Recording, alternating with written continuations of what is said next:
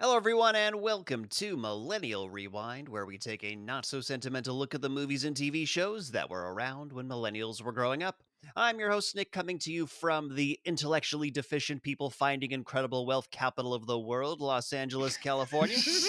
And joining me here in the City of Angels is my co-host, Jules. Jules, how you doing today? I've been throwing shoes at Irishmen since '93.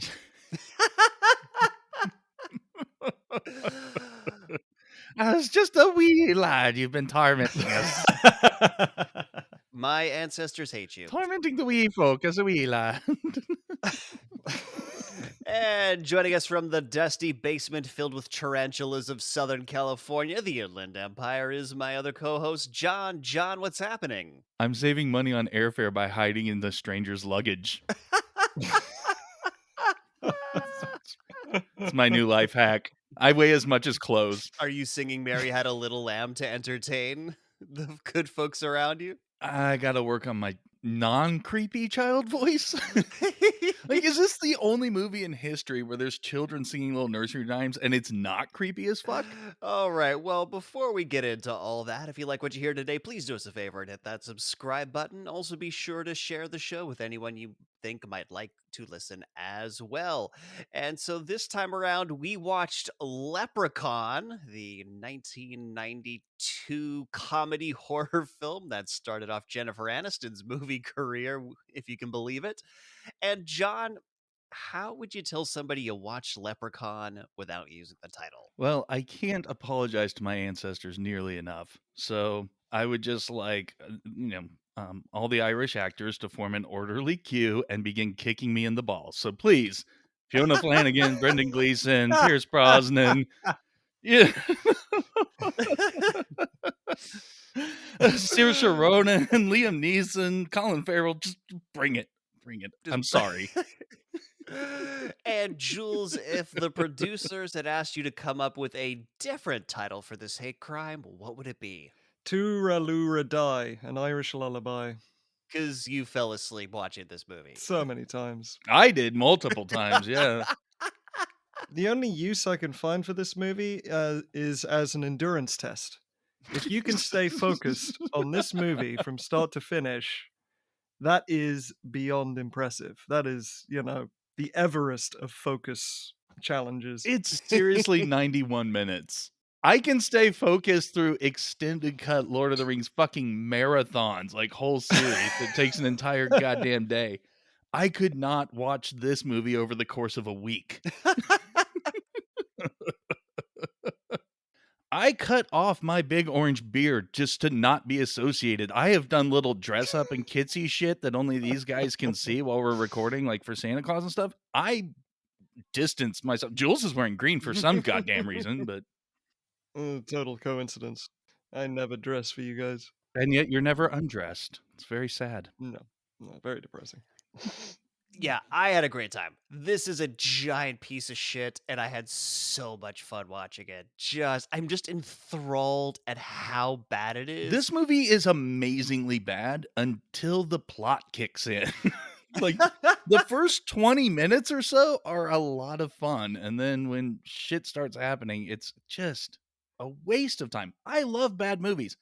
I have a signed copy of the book The Disaster Artist. I mean, this is my kind of shit typically. Well, I mean, that was what I found interesting because, growing up, I'd heard of this movie, but it was always put in this is clearly shit category. Rightfully so. I lived blissfully ignorant of its plot until the pandemic, at which point we decided to torture John with it. Because John, as he said before, loves to watch these shitty movies. And there was a movie that took the biscuit that was so bad that even he hated it. Yeah, I kept asking not to. Nick and I, of course, got curious. It was just because you made us so curious, John, that we had to watch it. You are not pinning this on me. No, fuck you. But yeah, I remember doing other stuff during that watch party. Like I left the movie on and I kept it on so we could chat, but I did not actually even watch it then. But the movie literally says you shouldn't judge a book by its cover and prejudice is wrong, but in this case, judge the book by its cover. Save yourself from the agony. Prejudge your heart out. That is the only way to save yourself. I just remember when we were watching this for the first time last year that my jaw was pretty much dropped the entire time. I just feel like I was just amazed at how bad this was. Just like, wait, somebody thought this was a good idea? So this is Warwick Davis, like as the Mm-hmm. Leprechaun Mm-hmm. of Harry Potter fame? And Willow? Oh, come on, Willow. Someone rescue Warwick Davis, please. Life's too short. Nah, Warwick Davis is doing fine. Yeah, he did not come back for the reboots of this. Boot being the operative word. He said no at some point. He did all these sequels up through, Back to the Hood, Leprechaun Back to the Hood 2. Like, he did 4 or 5 of these things, and at some point he said, "No, my dignity has been insulted enough. I am moving on." The guy who played Ozzy came back. He was in the He's in the reboot. yeah, I was gonna bring that up. That he's actually in the reboot. He came back at like being fucking 60 years old to reprise the role of Ozzy. He's not in there as just some little cameo of the same actor. Here's the thing, though. The actors are not bad. They did their best. I believe they all did a good job with the material they were given. I know Warwick Davis tried his best. I'm just gonna make this noise the whole review. You don't want to give this movie any credit. I get it, John. No, like I said, the very beginning was very enjoyable. I will give credit because I am a goddamn professional who works for free. Jennifer Aniston did okay. With better material, she could have been fine. You could tell, even in this movie. This was her feature film debut. This is pre-Friends, so she had not gotten that yet. I mean, I hate this movie so much, and I already mentioned not paying attention to it, but I've seen it so many goddamn times because my brother introduced his oldest kid to it when he was way too fucking young and had nightmares.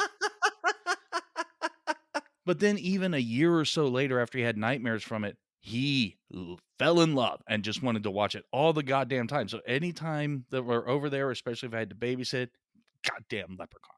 And now they've talked about it so much that his youngest, who I think is like 6 or 7 now, talks about it as if he's seen it. He never has. But he's like, yeah, we can just hang out and watch Leprechaun. I'm like, no, we're fucking not, man. You're 7. No, you can't watch Leprechaun. I mean, your older brother was younger than you when he saw it. We learned that lesson. So, fuck this movie. Well, there are 4 more, and I think this is going to become an annual tradition. I vote for us to watch all the Warwick Davis Leprechauns. I am going to talk about whatever other movie I watched in those reviews. I'm okay You're with like, here we are for Leprechaun in the Hood. And I'm like, Waking Ned Divine, bitches. A nice, calm little comedy about winning the lottery. There aren't enough throwing shoes in the world to get me to watch all those movies. Okay. I want this whole review to be a conversation about what constitutes a throwing shoe. You've brought this up a couple times already. Oh, there's a scene that comes No, up. I get it. I get where the reference is coming from, but the fact that he has specific throwing shoes, like, like he's random task. Exactly. I'm prepared for when a leprechaun, attacks my house. Everyone else has their zombie ready kits. I've got my leprechaun preparedness kits, and that involves a lot of shoes. Leprechaun prepared, yes, because as we all know, leprechauns like to hang out in Los Angeles. They are native to the area. Known for our rainbows because it rains here all the all time. the fucking time. It's really quite dreary in Southern California. Coming to America, the leprechaun dream. But I mean, he goes to the hood, so I mean, I don't know whether that hood is in Los Angeles. Didn't he wind up in space at some point? Isn't there a He leprechaun did in wind space? up in space at some point. Jesus. I guess I want to watch those for the show. I really want to. I mean, I just like to picture the producers in a room thinking about what their next big project is, and some asshole bursts into the room with a box of Lucky Charms. This is what happens when you literally get your movie ideas from the cereal you eat in the morning. That is true. Mark Jones, the writer-director of this movie, got the idea for the film from looking at a box of Lucky Charms and being like, I wonder if I could make this into a movie. It's the dumbest shit. There's a little bit of Lucky Charms trivia in this movie as well. So when we get there, I'll bring it up. And he puts that fucking sequence in the movie, for crying out loud. This is the most uncreative person on the planet. Oh, no, but it's hilarious. The sequence is hilarious when we get there. Just let's start this so that we can get it over with, please. Well, just a little bit more for about Mark Jones. Like hot second, and then I swear we'll start. We will start this dumpster fire. Basically, yeah, he was this TV director. He directed so many famous shows throughout the years. Decided he wanted to break into movies, and he figured the best way to break into movies was by creating a low budget horror film. Not a bad idea. It still kind of works today with the indie film space, which is slowly shrinking because of streaming, but that's a whole other conversation. And he made this fucking thing, and instead of breaking into movies, he just created his own shitty horror comedy franchise. So did he work on the subsequent films then? I think he worked on all the Warwick Davis ones and the reboots slash direct to video ones, the 2010s versions. He was credited as like, based on the characters by, but he was not involved. Wait. I thought this was the only one that was not direct to video.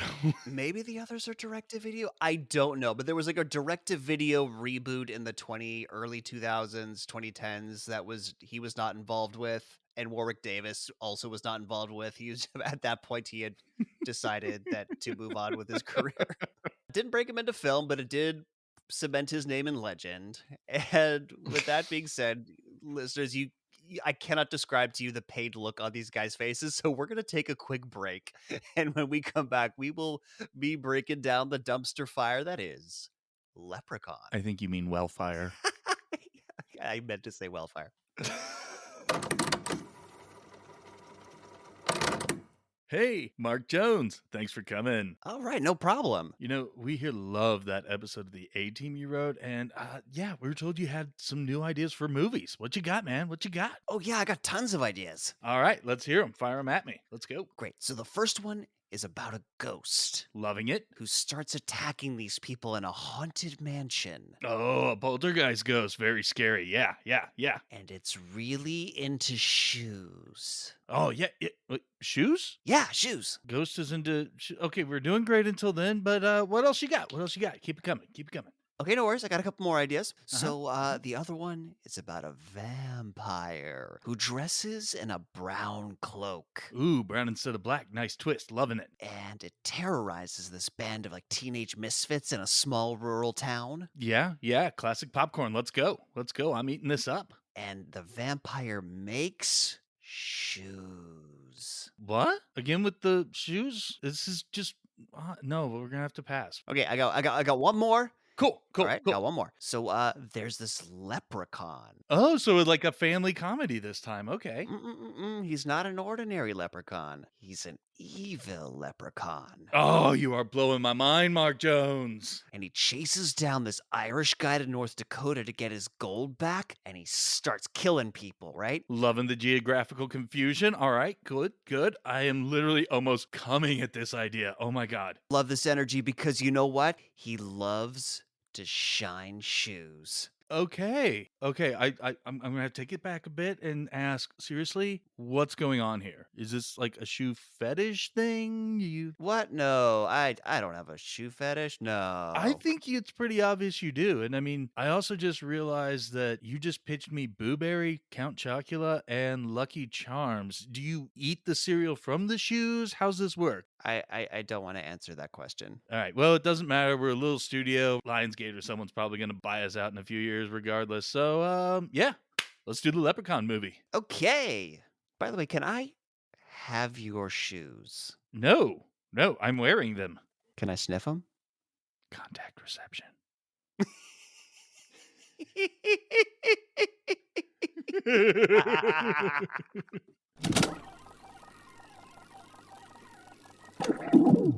And we're back. And my note here is Lionsgate bought this shit because this is a contemporary Lionsgate. Yeah. What? Yeah, the this is like fuck? Santa Claus the movie where the original studio's logo's taken off of it, and the studio. Yeah, they had Studio Yeah, Canal. and so Lionsgate bought this. I guess Trimark Films or whoever made this originally back in the day no longer exists, and they had to sell off their former properties, kind of like Orion, and Lionsgate was like, we'll take that. I'm firmly of the opinion they have never watched it.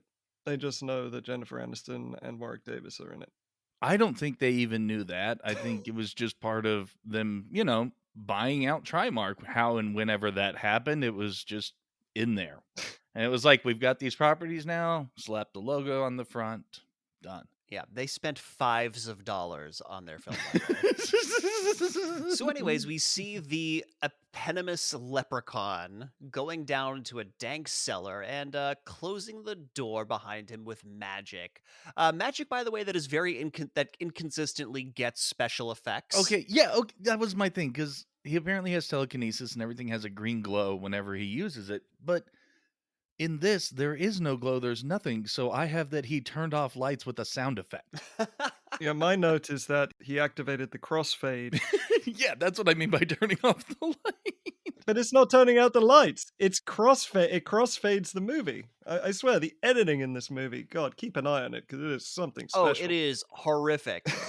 But I did actually like this. It's kind of dark. He's sort of silhouetted. You get it's a leprechaun. You don't really get the full reveal though. And there's a little rhymey thing about his gold getting stolen, and it's a decent start to the cheap ass horror movie. So, Yeah, but here's the thing. He's got a giant pot of gold. That is way more than the 100 gold coins that we will eventually know that he owns. but the rest of the movie, he keeps referring to his pot of gold, and it's a goddamn little bag. It's a fucking coin purse. Yeah, but we see this giant pot of gold here. So his the amount of gold he owns seems to be very inconsistent. Now we watch a limousine driving up to a farm and it stops and out steps a drunken Irishman because and I mean given the subject matter of this film like we can't really complain about stereotypes here because Okay, except this is actually an Irish actor. Every character in this movie, though, is a stereotype. Maybe there are stereotypes that aren't represented, but every character that has any kind of significance is a stereotype. This dude sounds like he's doing a bad impression of an Irish accent, but he's actually an Irish actor. And he's been in actually a remarkable number of great movies, but in just very, very minor roles. Like he's usually a bartender and stuff like The Departed and Titanic. And, he was a ring announcer in Raging Bull. I mean, he's been in a shitload of stuff. damn. Shay Duffin. Yep, he's also in this. Stuff, man. My note here is this moment of alcoholism is brought to you by Jameson's. Jameson's, we definitely didn't authorize our logo being used here. And they give some unnecessary significance to it because he does a great, masterful movie throw, and it just sort of lands, and the camera decides it's important to watch it land.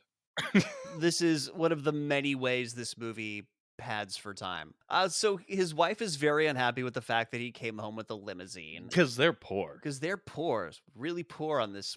We will eventually learn North Dakota farm. Does she call him Mr. O'Grady? She does indeed. That's the sign of a healthy marriage, not referring to your spouse by their first name. Well, she's chastising him for being drunk and being wasteful, so I can see where she's I coming mean, from. it's like an equivalent of middle naming someone. That's what I was gonna say. Yeah, like when your parents use your full name. So she's freaking out about the limousine, but he's like, no, no, we're rich now. And he's apparently is getting back from his mother's funeral in Ireland that she didn't go with him to support him on. They're poor. So they could only afford one ticket. Yes. Okay. Still doesn't feel right. Any normal situation, it'd be like, you know what? We're gonna find a way to make this work. Let's go, love. Maybe she just fucking hated his mom. Who knows? But yeah, so she didn't go. And apparently he sent a package ahead of him. He takes out an urn from this package and smashes it. Okay, he had to have told her what he was sending though.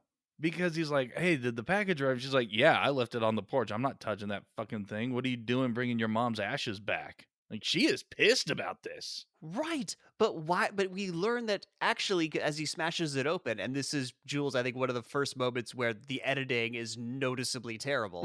What? Absolutely.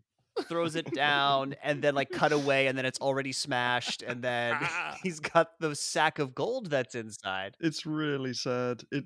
They keep cutting away at any moment where anything happens. It has nothing on the teleporting in the trees scene. Those edits, oh my god. We will get there. But my question is, why would you mail a package of gold in an urn. so that it's disguised as his mother's ashes.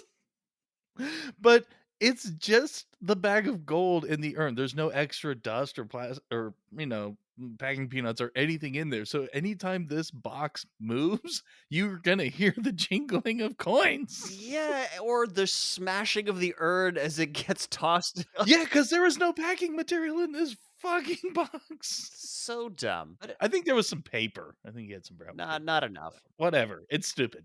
So, anyways, inside Mrs. O'Grady makes some tea, and she hears a child's voice, and it's coming out of a suitcase. No, it's not. It's coming out of voiceover, as a lot of the Yes, sound it's effects coming out do of in this voiceover. Terrible ADR makes its return. Oh, I have missed you. Welcome back, ADR. Yes, terrible ADR has had a long and storied career in movies. She doesn't get the credit it deserves. That's part of what we're here for. But yeah, so we hear a child's voice and voiceover singing "Mary Had a Little Lamb." Okay, it's supposed to be coming from the suitcase. It's not. It's coming from the ether. But this kid pleading to be let out of the suitcase will not be the worst acting in this movie by far. It's some of the best, to be honest. But again, with the editing, it doesn't make any fucking sense because Mrs. O'Grady goes over and you hear her unlatch the suitcase. Then she listens to it and it's like, please open this up and let me out. So she stands up and backs away, but she already unlatched the fucking thing.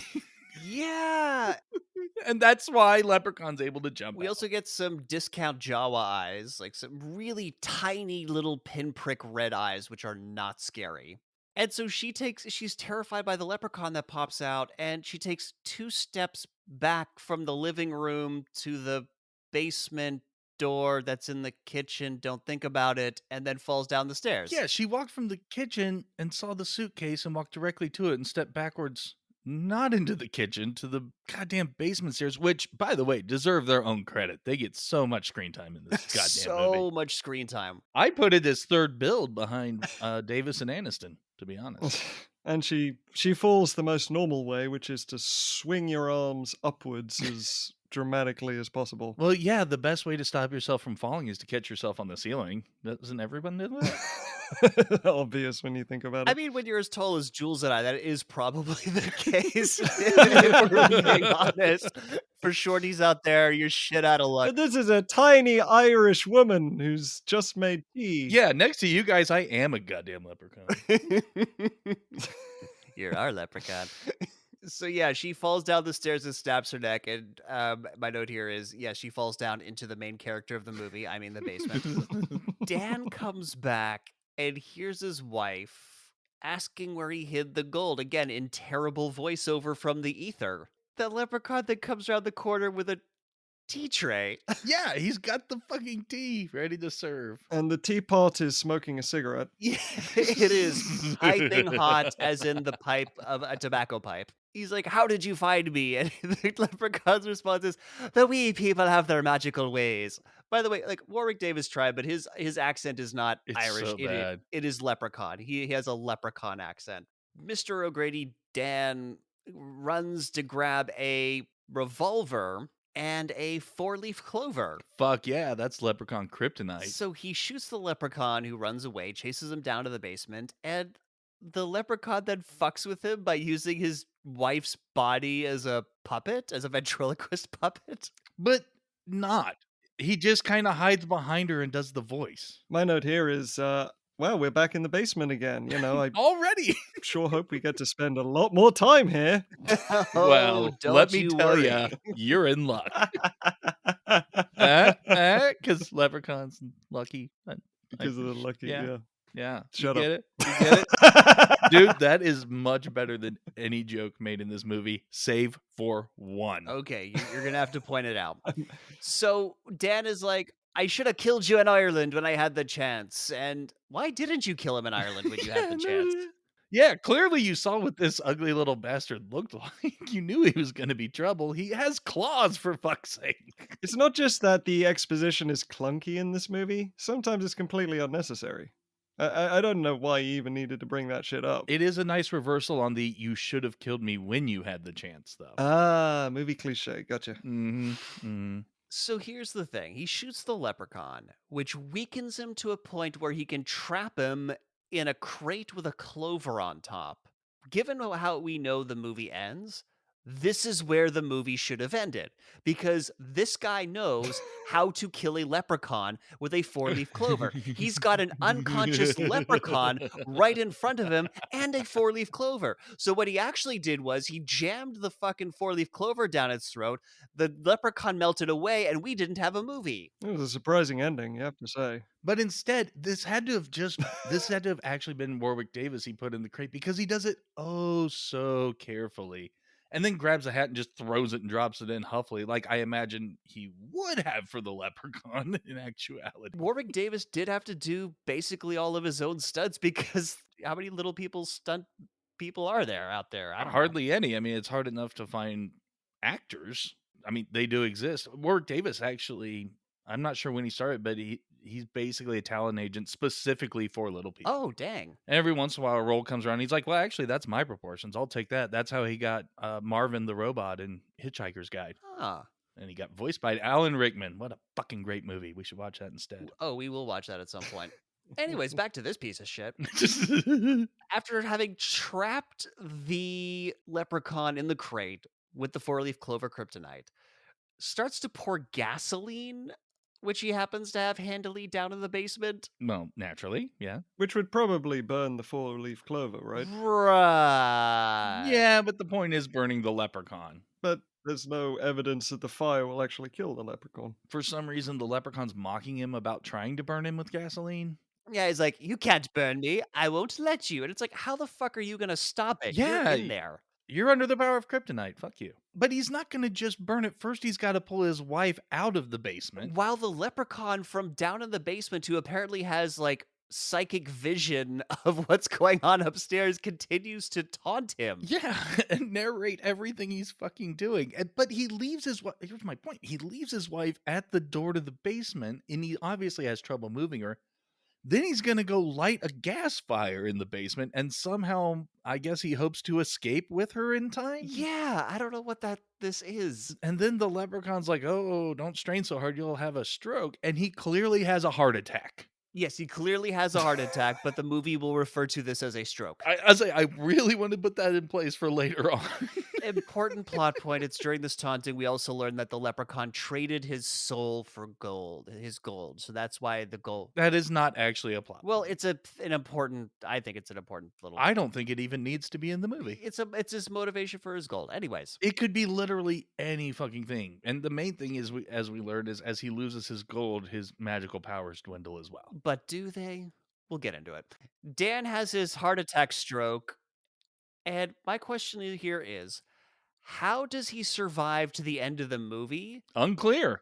Yeah, if he's alone in the middle of nowhere and he hasn't called for help. Like, does a neighbor come by? Like, it's not established. Or the major factor why, after all these years, he never came back to finish off the leprechaun is also never mentioned either. Or get the gold, or spend the gold, or do anything other than what he ends up doing. Well, as we'll eventually learn, he wound up in a home basically after this event. You know, it's a sort of 10 years later sort of thing. So I don't think he was in the capacity to be able to leave. Like, no one would let him go back home to take care of this. But surely the police would have investigated the property after his wife died and potentially found the leprechaun. Like, the leprechaun would have fucked with the cops to get out. I'm sorry, why are we trying to make this make sense? Because I demand sense in all things.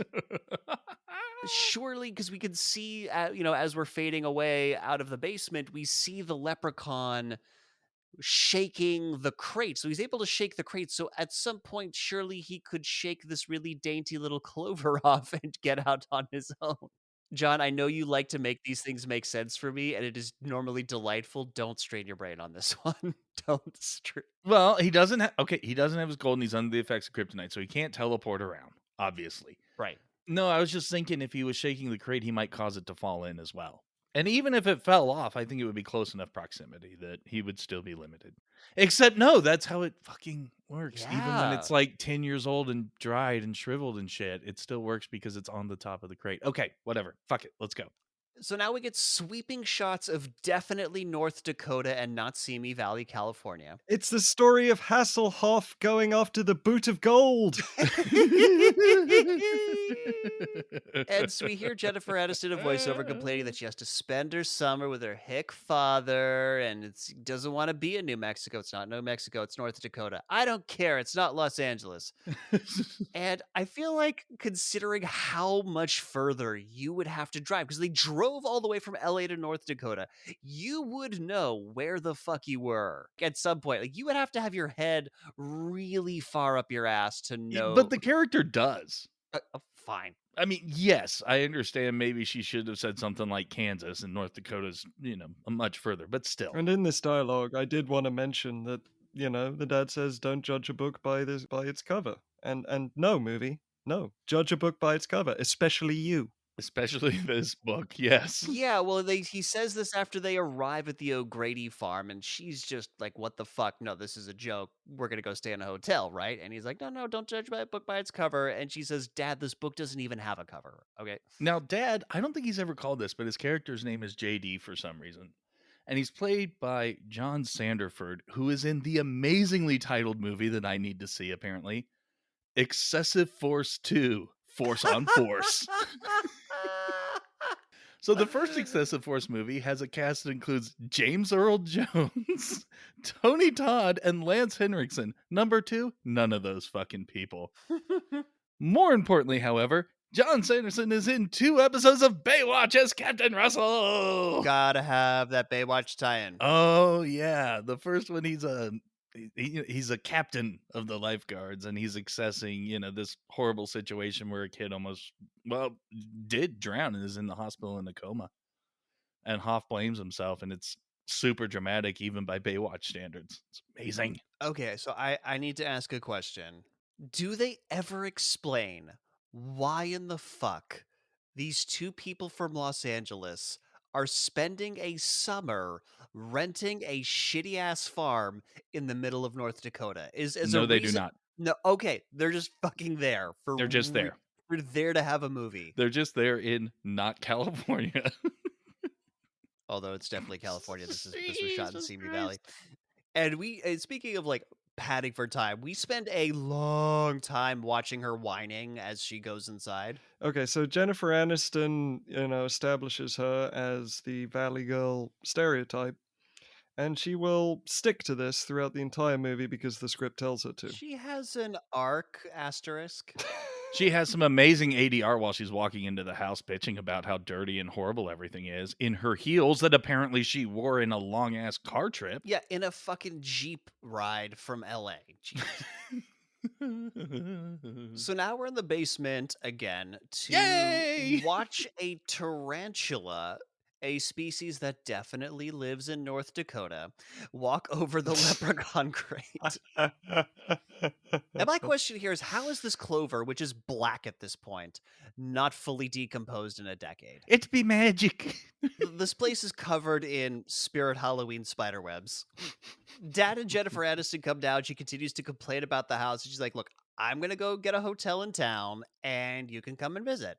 Sees the spider, freaks the fuck out, and she yells as she runs out, "This is worse than summer camp." So she must have been a delight at summer camp. As somebody who grew up in Africa with some big ass fucking creepy crawlies, I have no no sympathy. So Jennifer Aniston runs outside trying to make a reservation at a hotel on her cellular. And this is the beginning of the off-camera bump that makes no sense, where basically characters cannot see what's off-camera for no apparent reason. To this, I just want to say this movie was 3 or 4 years older than Scream, and it was a fucking plot point that a teenager had a cell phone in that movie. No excuse, Scream. No excuse. This is she's LA. That is the reason she has a phone, because she's one of them LA taps.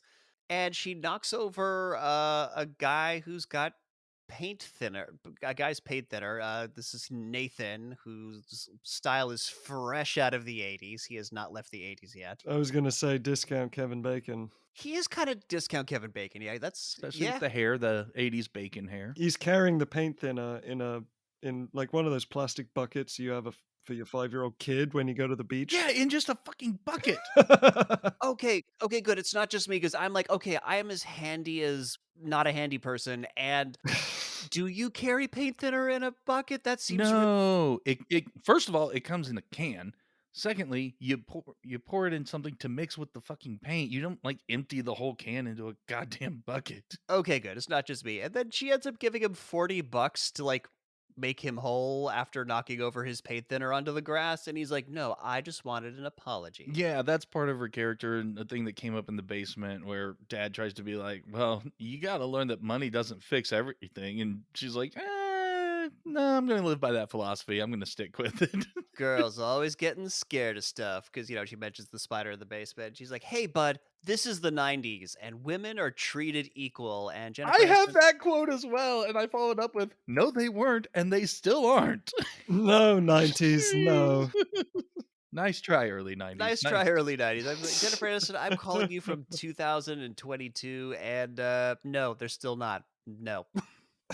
I feel like this movie is like one of the first ones to kick off the 90s flirtation with girl power. We've talked about this a lot with 90s movies, and it kind of gets it right. She does kind of have the Alice in Resident Evil arc where she eventually kind of takes more charge of the group, but No, she doesn't. very, very ham-fisted. No, she doesn't.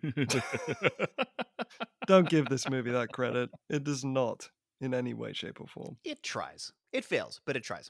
Um, so Nathan doesn't know how many, gives this, girl power speech, and he's like, look, I don't know many guys who are scared of houses, dumb chick. And dad comes out with their bags because he gets that she hates the place and they're gonna leave.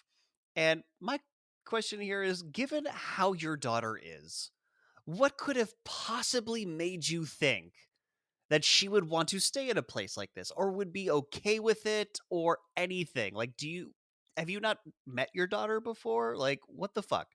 And also, again, why the fuck are you here? You have not told us and will never tell us. Well, as we can tell, this dad is just a huge pushover because he immediately concedes to his daughter and brings out her suitcase. And then concedes to her again because she's like now trying to impress this Nathan guy and show that she's not a scaredy cat. And she's like, no, no, no, put the bags down. I'm gonna stay. This is what I mean.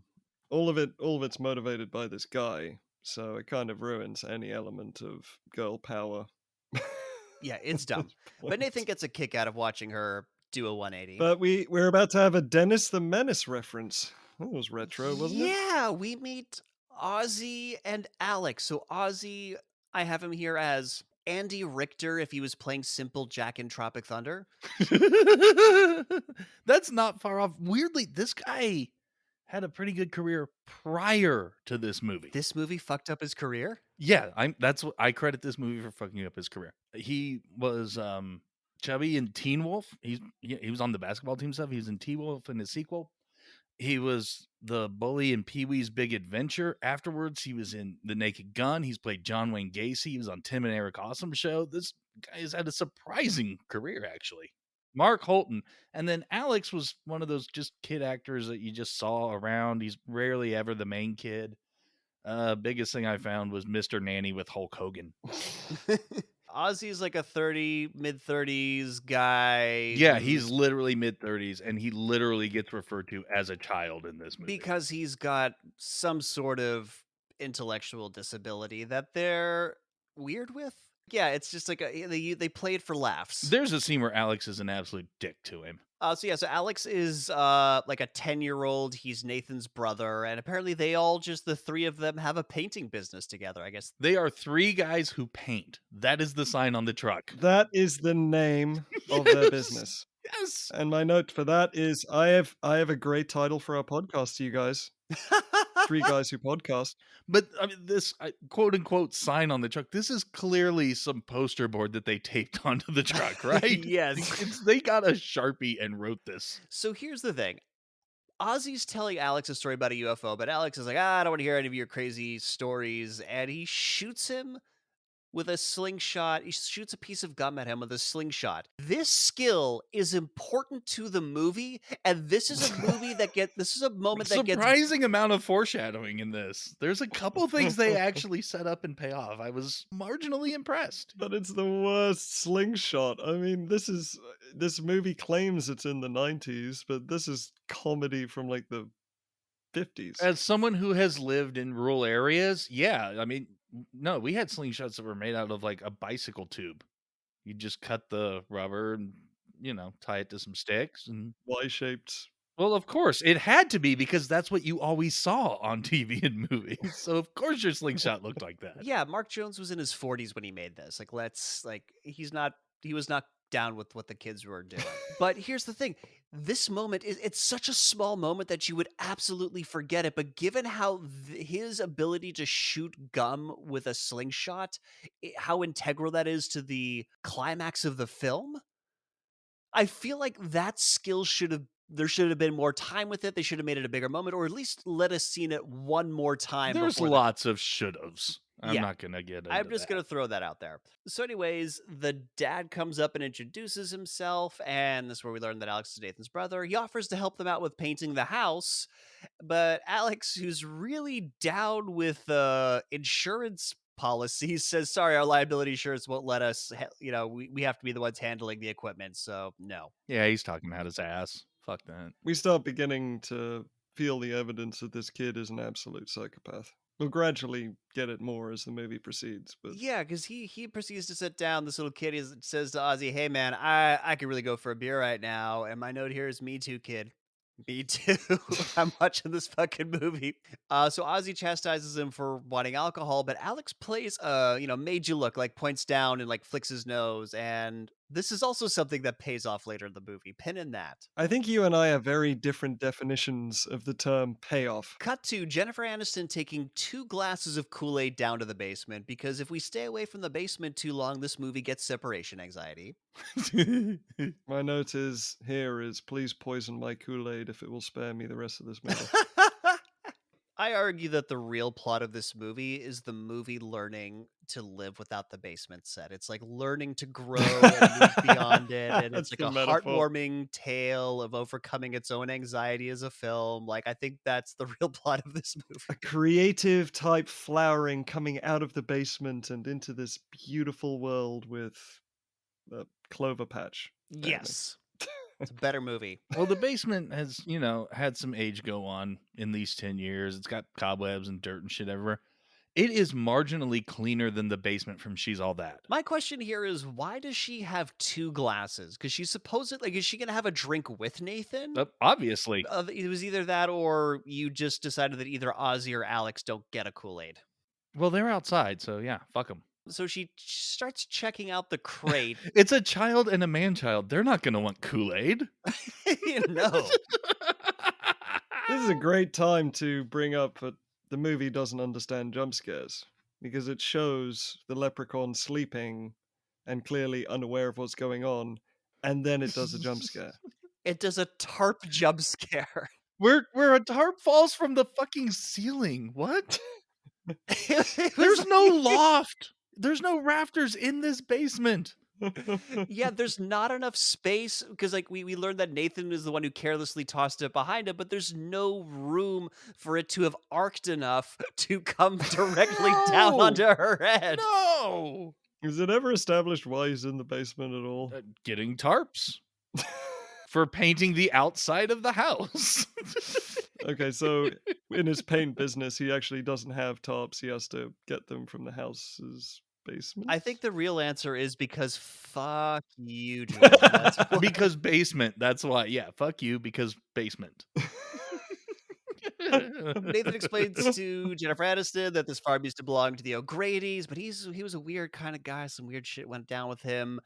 Suggests they open the crate that they're looking at because she drops the glasses and shit all over it. But unless, of course, she's too chicken. She's not chicken. And she tries to prove on how tough she is. She's like, give me a crowbar. I'll open that shit. And he's like, well, I got a hammer here, claw hammer.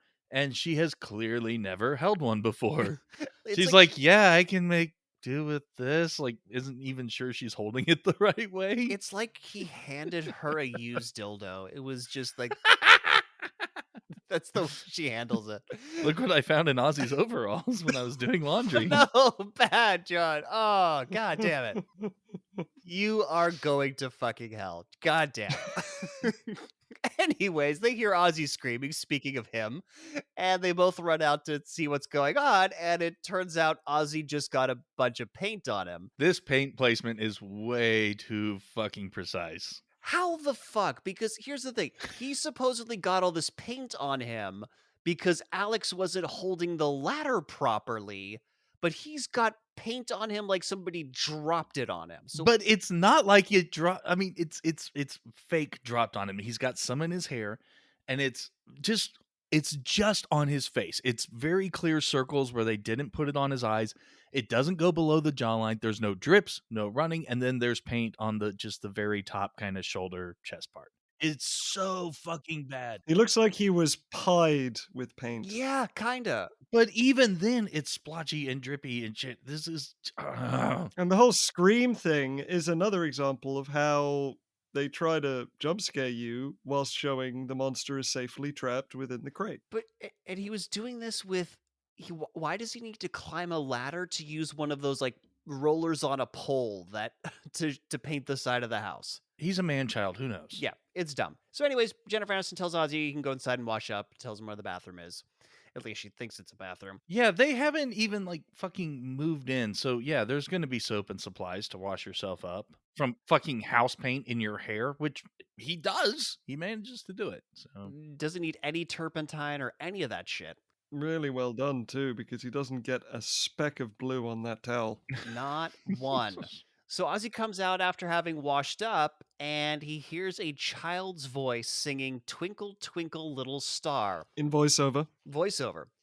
If you heard a child's voice singing Twinkle, Twinkle, Little Star in the ether, would you go investigate or would you get the fuck out of there? Well, I'm a little bit older than Ozzy at this point, so my life experience has told me just to no, shut the door and walk away. Yep.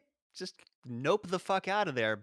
Or at least just tell the dad that I didn't realize you had a kid. Yeah, find some way to bring up this weird singing, which again is not creepy for a child singing in a horror movie. How do you fail at that? Santa Claus had creepy child singing in it, and that was supposed to be delightful. So he goes back into the basement because, of course, we're back into the basement already. Had to be in that goddamn. And again, this is the good portion of the movie. We're still not through the good portion of the movie yet.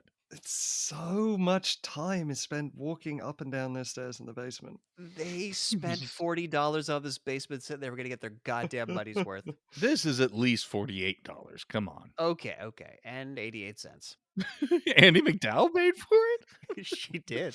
They had to rent a spider, Rent a spider. That was the 88 cents. Rent a spider for all your spider needs. 1-800 rent a spider. We got tarantulas. We got black widows. We just got regular garden variety spiders. I want to just make the spider business a thing much more than finishing the movie. I did too. We're going to change the poster on the truck to 3 guys with spiders. 3 guys with spiders.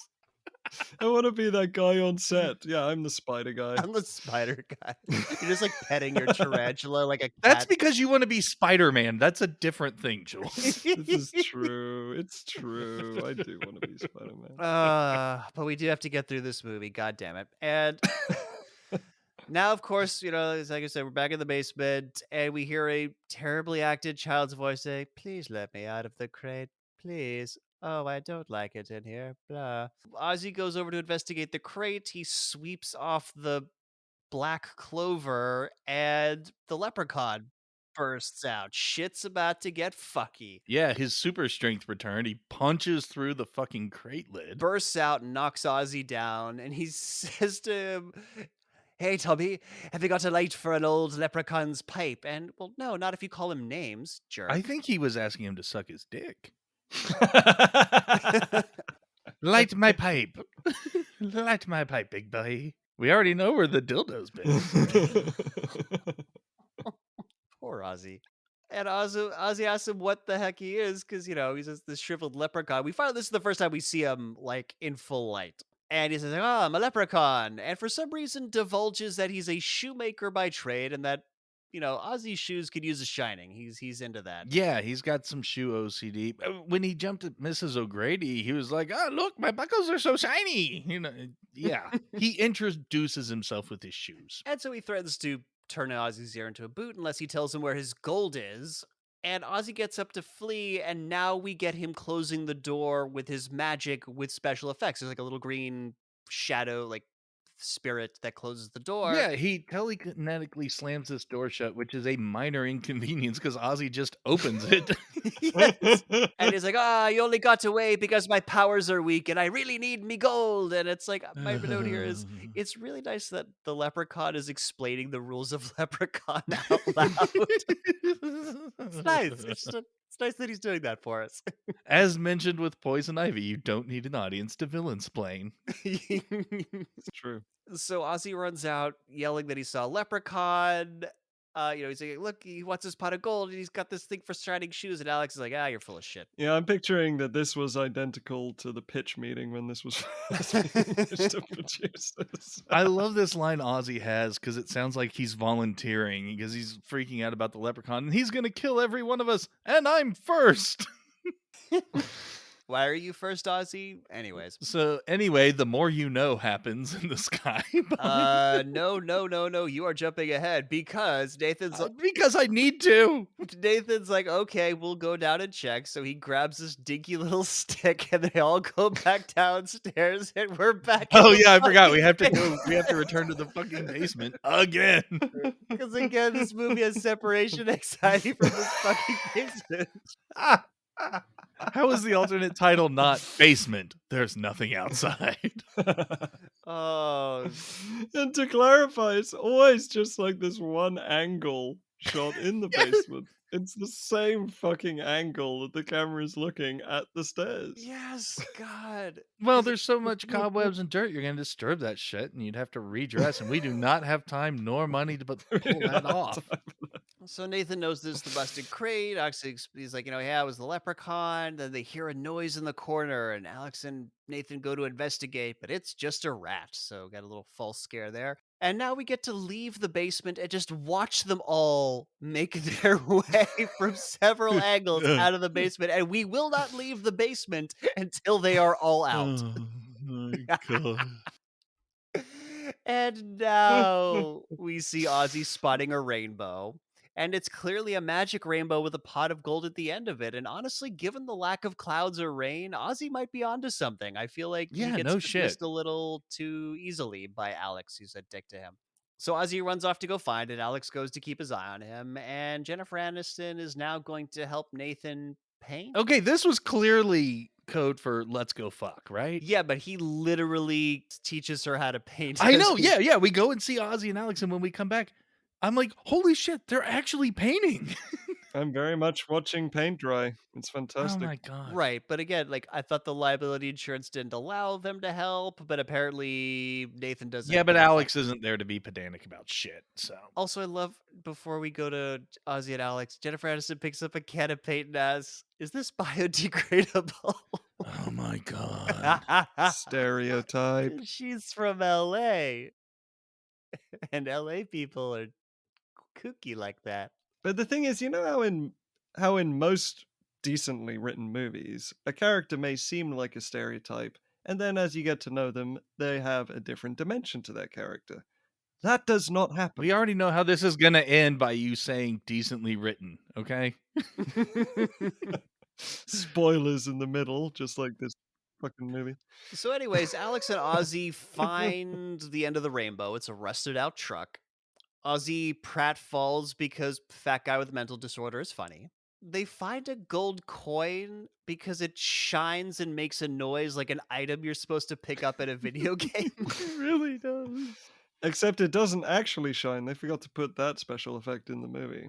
The second time they do it, it shows up. Oh, I only saw it once, yeah. They did the sound effect twice. Well, I was going to mention next that, the bag of gold does a TARDIS. Yes, it TARDISes into existence after Ozzy, like, Alex yoinks the coin from Ozzy, who like runs around the truck only to get back into the truck and get it yoinked. Yeah, I was just about to make this fucking point too. The coin glints and they see it, and that causes the rest of the bag to fucking materialize. What? Ow! For reasons. Fuck your reasons. But then we have the even more unbelievable moment, which is coming up. Nick, if you please. Okay, so he gives Ozzy the gold coin because he's gonna keep the bag of gold Oh my for himself, god. Alex, because it's clearly more. And they're like, how does it gold? Ozzy's like, well, I've seen in the movies that if you bite it, I'll know. And in the process of biting it, and through the magic of terrible editing, He hoovers it. Ozzy swallows this fucking coin. The distance between biting and swallowing is significant. You learn this when you're 5 years old. Again, he hoovered. He got excited and took a deep breath. Is he Kirby? This isn't like Eliza in My Fair Lady, where she actually has the balls in her mouth. He's trying to bite it. He has his fingers on it. And by the way, despite finding a pot of gold at the end of the rainbow, A bag. It's a fucking bag. a bag of gold, what the fuck ever, Alex still doesn't believe in Ozzy's Leprechaun story. He's still highly skeptical of this. The rainbow, which actually landed on the truck and magically faded away once they got there.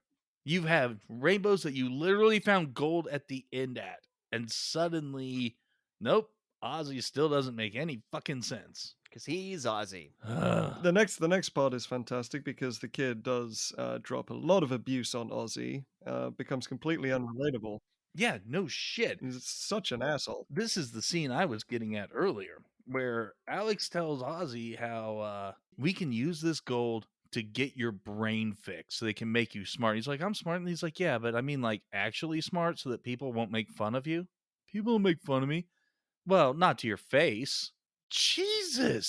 Such an asshole. And by the way, this will not matter in the slightest. I'm going to wait for the correct moment to bring this up again, but this whole like little bit doesn't fucking matter.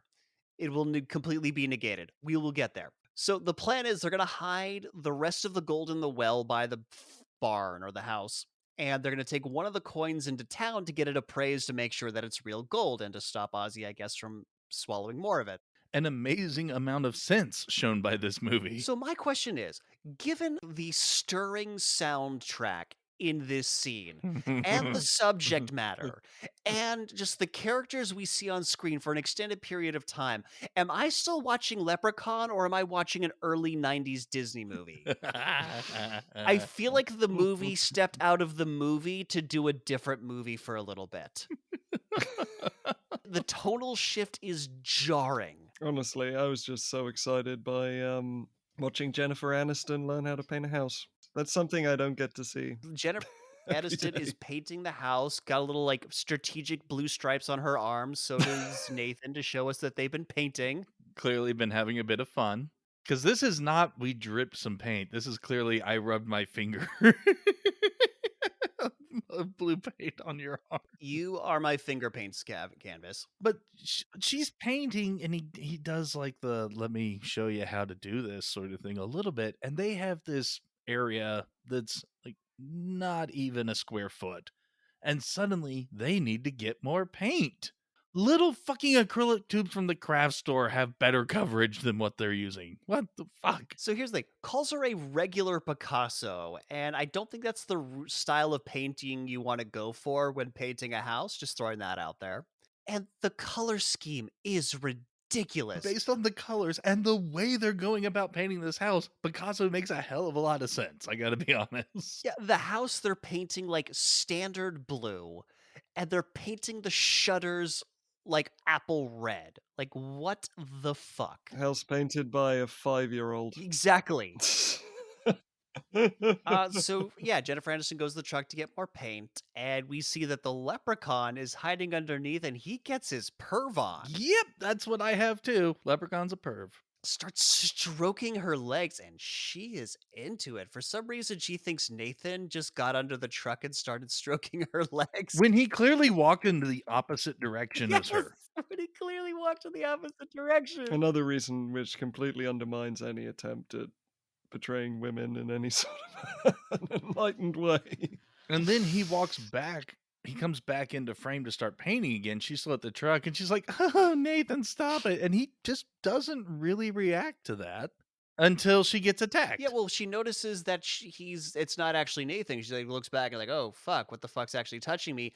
And when she realizes, that's when the leprechaun decides to scratch her leg, and her crying out. We finally see the dad, who's just been like, I don't know, jerking off in the woods. I don't know what the fuck he's been doing this entire. Oh no, I'm sorry. There's two great jokes in this movie. And the first one's coming up. There's two actually. Jennifer Aniston's like, what happened? She's like, I thought you were stroking my leg. And he's like, oh, do you let me? And she's like, that's not the fucking point, Nathan. That was pretty good. But what's even better is they're like, well, it wasn't Nathan. There's no one else here. So it must have been an animal. And she goes, I know what it feels like when a man caresses my leg.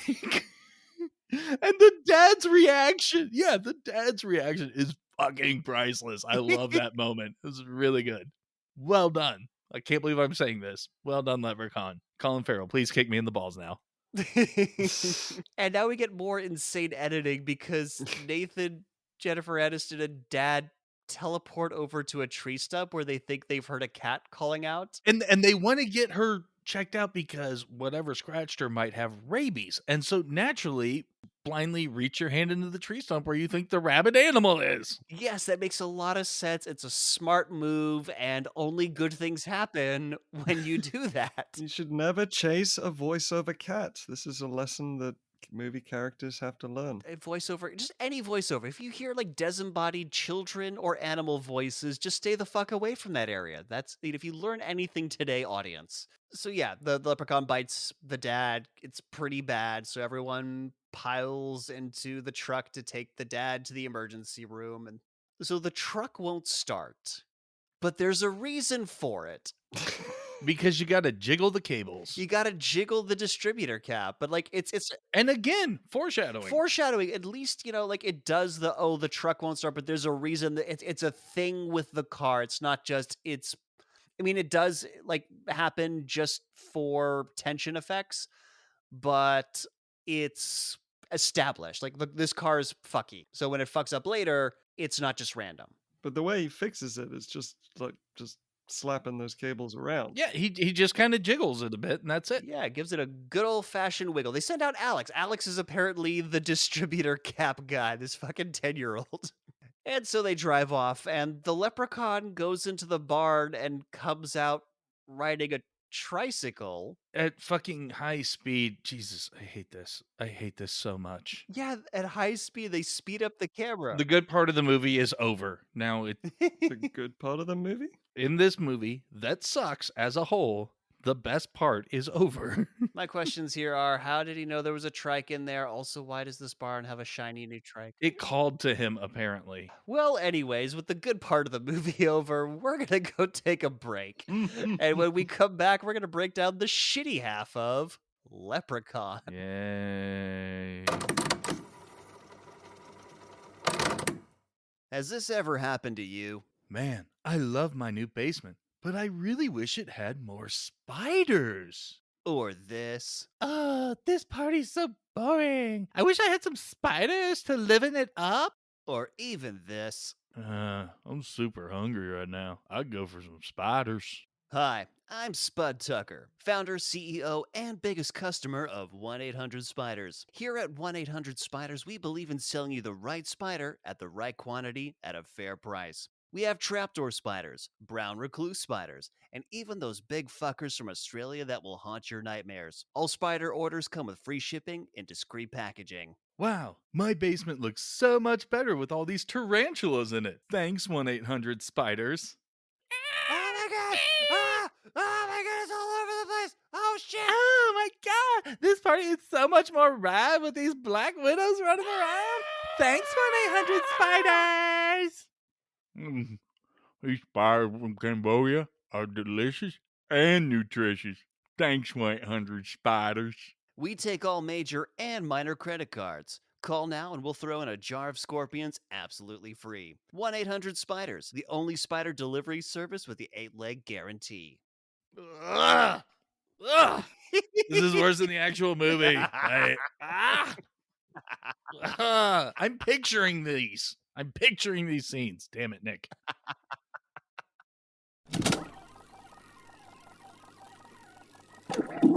And we're back. Yeah. And we're at the emergency room. Yeah, despite Jules and John's protesting, we are back. I got my emotional support plushie while we were Yes, on he break. does. It's an octopus. I went to my happy place. He went to his drinks fridge, is what he's saying. Anyways, Shasta. they're at the emergency room, and Nathan tells Alex and Ozzy to go get something to eat, to meet them at a restaurant. They'll meet them there, and they're like, "Okay, yeah, we'll meet them there. We'll meet you there." But instead, they're gonna go get that gold coin appraised, and they're keeping it a secret, by the way, because adults would just take their coin. It's now nighttime? It is now nighttime. It's nice to know that there are coin appraisers in small town America. That will stay open for you, despite the fact that it's closing time. Yeah, as they walk up, he is turning the sign to close, and Alex is like, tap, tap, tap. Gold fucking coin. The best part of this set, I have to say, is that it's like this movie suddenly had access to a prop warehouse, and they decided to put every prop in the world in this guy's room. Yes. Like, they're just some random things. There's a Mother Mary statue. There's a pile of golf clubs. There's just random shit all over the place. Pile of National Geographics. Yeah, this appraiser is also apparently a pawn shop owner. This is not an antiques store. This is not, somewhere we're gonna find things that are value and hold them here. Da da da. No, this is a fucking storage shed. It is a dusty storage shed. So he looks at the coin, the store owner, and he's like, he hasn't seen anything like this. I mean, this could be worth $500 or it could be priceless. And he has to keep it overnight. Hey, this is totally gold, but I have no idea what these engravings are. So let me hold on to it, and I'll get back with you. And I'm not even gonna scam you. Let me write you up a receipt. All that shit. Totally above board. So they leave. The guy consults his book of Irish history that he happens to have flying Again, around. he's an appraiser / hoarder. But they're so worried about this one coin, they've got a bag with 99 more of these. If this guy fucks off, it's worth something, and you've got 99 more of them. Yeah, well, 98 because... Well, 98 until, Ozzy has a good shit. So. I mean, it's got to be a really good one, but... I don't think Ozzy's had a good shit in a long time. That's why his brain's so clouded up. Yeah, he's looking at the coins section of this Irish history book because it's got a coin section. I say, yeah, because history books have detailed chapters on currency. Yes, and collectible coins, and go fuck yourself. And then he hears a bicycle bell, looks around, nothing's there, goes to open his safe to put the coin away, and he just gets side tackled by the tricycle. I actually I think I have a theory about this tricycle. It's how in Saw they give the Saw puppet another creepy tricycle. Do you think that's why Lionsgate bought this movie, so they could corner the market on tricycle riding monsters? Tricycle themed horror. Yeah, tricycle themed horror. It's its own genre. You have not had PTSD flashbacks till someone comes out on a big wheel. Let me fucking tell you. So he opens the safe and gets attacked by the leprechaun who's been hiding inside. Why? Go fuck yourself. And we get another awkward cut as the leprechaun bites him. Yeah, he's a very bitey leprechaun. I was waiting for someone to get infected and start turning into a leprechaun. Oh, Night of the Living Leprechauns. A wericon. Here's the thing. Yeah, he attacks the leprechaun, gets bitey, gets his coin back from him, and again, kindly lets us know that there are 99 more gold coins that he needs to get back. He's letting us know how leprechaun rules work. Thank you, Leprechaun. One down, 99 to go. And then Fucking pogo stick he attack. he fucking He pogo sticks him to yes, death. he does, while doing a shitty nursery rhyme knockoff. I need my plushie. I need my plushie. I mean, it's original, I guess. It's got that. I've never seen anyone pogo stick anyone to death. You know, that's different. While doing knick-knack paddywhack, except he goes, "This old man, he played one, he played pogo on my lung." And just because we need to reinforce the leprechaun's foot fetish, after he's killed the shopkeeper, he shines his suede fucking shoes. You know, those shoes that you can't polish? And he says, "Okay, good, now they're clean." Except I'm gonna stop making that noise. You just keep copying and pasting it in for like whenever you feel it's appropriate. Just a long extended growl. If you need me to record another one, fine, but give me a couple days. It's starting to hurt my throat. John's thrown aside. Yeah, he says that the shoes are. I lit the leprechaun's pipe earlier. Sorry. I was gonna say. Been lighting far too many pipes, have you, John? Surprisingly big.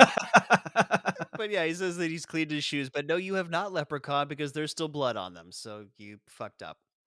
But now he's gonna pimp his ride, and that he's gonna take the child's like those car toys. He sees this thing and like just creams himself of like, oh my god, this is what I've been needing this whole time.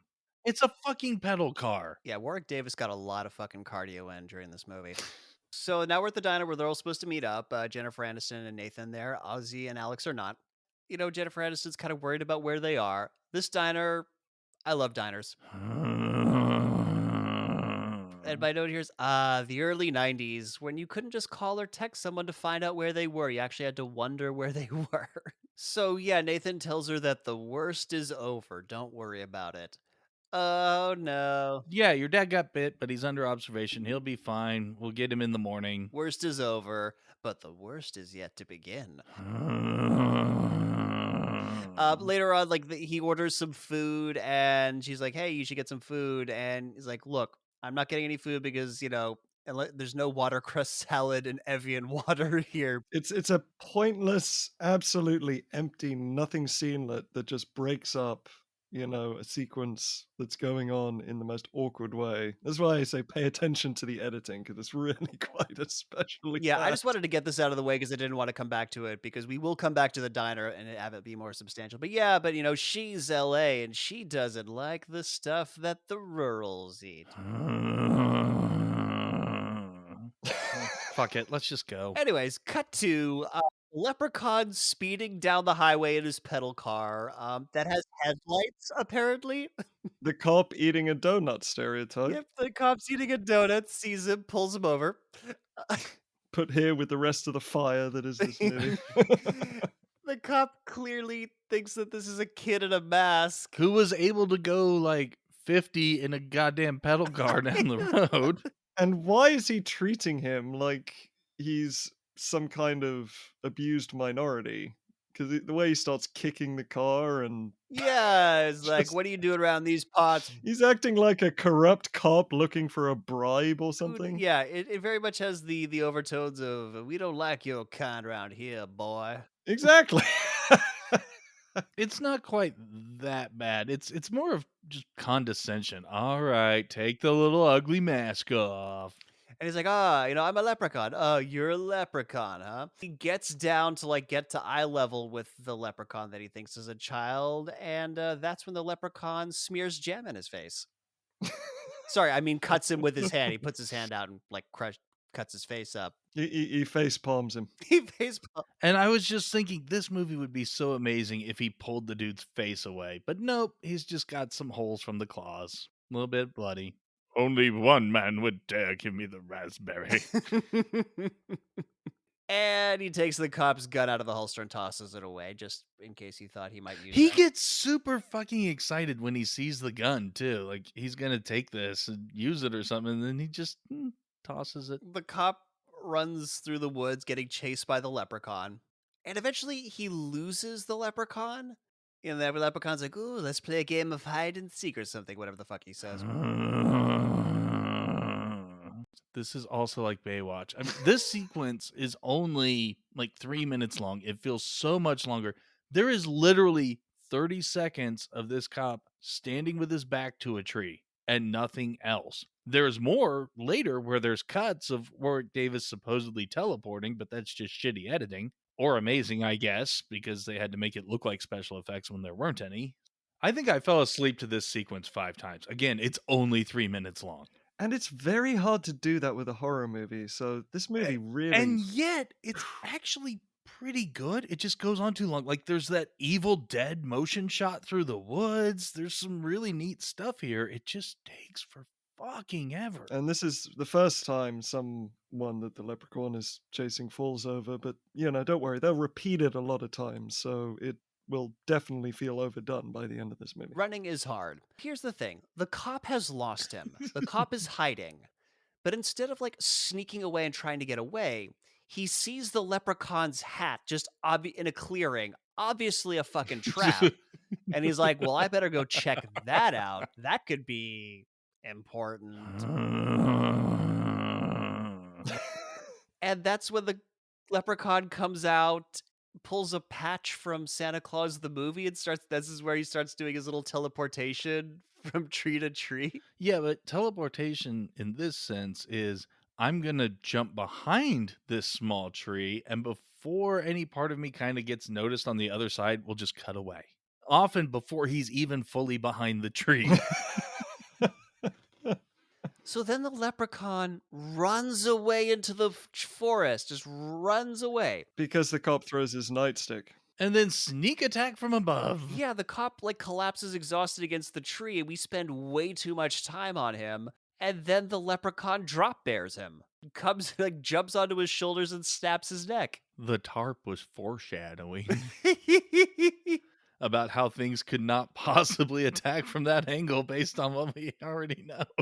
The magic of off camera. It's a special thing, isn't it? It's a special magical place. My favorite part is that, like, how this scene ends. He starts pawing the dead cop's head like he's a fucking cat with a ball of yarn. That's just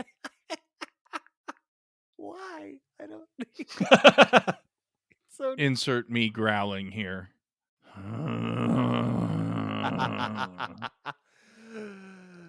So back at the diner, Nathan is trying to give Jennifer Aniston some meatloaf because she looks a bit skinny. And Jennifer Aniston doesn't want to eat the meatloaf because it's cut up dead cow or who knows what else. If you're lucky in this town. And she doesn't kill animals. And that's when Nathan shows us that he's got a foot fetish because he yanks. And magic powers? Yeah. Okay, so number one, if you're kind of into this girl, note that he has veggies on his plate too. He's like, all right, we'll have some fucking peas and carrots. But he doesn't do that. Instead, while sitting there and eating, manages to remove her shoe and then hand it to her or show it to her and be like, hey, dead cow right here. Yeah, it's made out of leather. How the fuck did he get that shoe off? Does he have gorilla feet? Because he had to have kicked his off. He doesn't like pop down or lean over real quick. He just has her shoe like it was sitting on the bench next to him. And this moment of physics-defying foot fetishness is brought to you by LA Gear. Evian!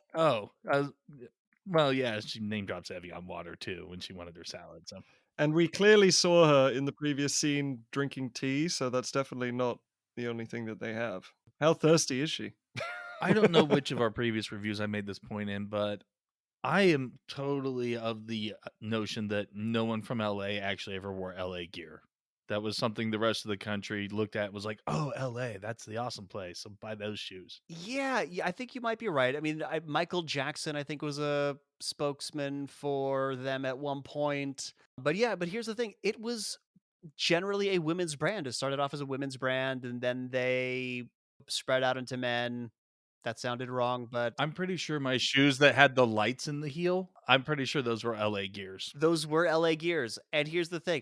LA Gears still exists. You can still buy LA Gears, and they don't have ones with the fucking lights for adults, and that is bullshit. Do they actually kill cows to make them? I mean, for the leather ones, yeah. I remember a story about the cops were chasing this guy and they could find him super easy because it was dark and he had those shoes that lit up in the dark, and they just followed the flashy lights. They're like, he could have gotten away from us 5 times if he didn't have lights on his shoes. I saw a movie when I was a kid. I forget what it was. I think it was a Chinese movie that was dubbed over, but it's like the Chinese version of The Bodyguard, and the kid who was like under this guy's protection as well had those shoes on. So when the bad guys came to home invade, they saw his shoes blinking under a couch, and so he got. Okay, but the thing is, those shoes would only blink when you took a step. Well, in this movie, that didn't matter. You don't just turn them on and they flash. Well, that didn't matter in this movie because this kid got shot in the foot pretty graphically in this movie. Go Chinese bodyguard. I mean, not the bodyguard himself. Clearly, he sucks at this job, but You see how hard it is to focus on this movie. We It are talking is. about a different movie whilst commenting about this movie. It's so difficult. I could spend the next hour talking about this movie I've never even seen before, rather than the last 40 minutes of this film. This is part of the challenge of watching this movie. Even just commenting on the movie, you get distracted. Very true. It's amazing. It's remarkable. Look, I'd be able to focus on this movie a lot better if more children got shot in the foot. I'm just gonna throw that out Very there. But yeah, so Nathan inadvertently, by pointing out the fact that our shoes are made out of cowhide, kind of points out the flaws in vegetarianism versus veganism. Like, there's vegetarian, it's either go vegan or vegetarianism's kind of, I mean, it's probably better than being a full carnivore, but I also believe they're pig products and toothpaste, just to ruin everyone's life a little. porky fresh breath. Anyone? Anyways, Alex and Ozzy show up and they lie about where they've been. They were just out at that place. They don't even. Oh, Lucky Charm scene. Yes, we are back at the farm for Lucky Charms scene. The leprechaun sneaks through the window of the kitchen and starts looking for his gold. And he finds some Lucky Charms and tries them. But he doesn't. Okay, so they had a deal with General Mills to have him eat Lucky Charms in this movie, and then General Mills saw it and was like, no, fuck this. We revoke our permission. So this is a knockoff made-up box called Lucky Clovers. I did not notice that. And this is why at the end of the movie, Alex says, fuck you, Lucky Charms. They added that line later that after makes General sense. Mills saw this and revoked the license to use their product. And that's why the line, fuck you, Lucky Charms, is in this movie. It's, oh. That's so crazy because my brain made me think I was looking at Lucky Charms. Like it It's filled. not. And every time Jules was saying Lucky Charms, I'm like, do they know? Do they know? We apparently did not know. All right, cool. I'm back to going disappointed now for the rest of this review until we get to the only other funny moment. Yeah, I do want to also bring up that despite the fact that we've clearly shown that this leprechaun is familiar with modern day technology, he knows guns, he knows cars, apparently he's never seen a mirror before. Yeah, and by the way, why is this hand mirror that he finds in the kitchen? Weird place for one. Yeah, he takes out this hammer. First, he scares himself. Like he's never seen a mirror before, but he knows what a car is, so he knows at least what a rear view mirror is. Maybe he doesn't know what he looks like. Yeah, he hasn't seen himself in a while. He doesn't know how. But first, He was. That was a pedal car. But yeah, he scares himself with his own reflection, but then he gets super into his own reflection. He's pretty into that. And then he finds all the fucking shoes in the house and starts polishing them in the kitchen, and also licks Jennifer Aniston's heels. All right, I didn't see that part. I must have been too busy eye rolling because, yeah, he's like shining and buffing all the shoes, even the ones that aren't leather.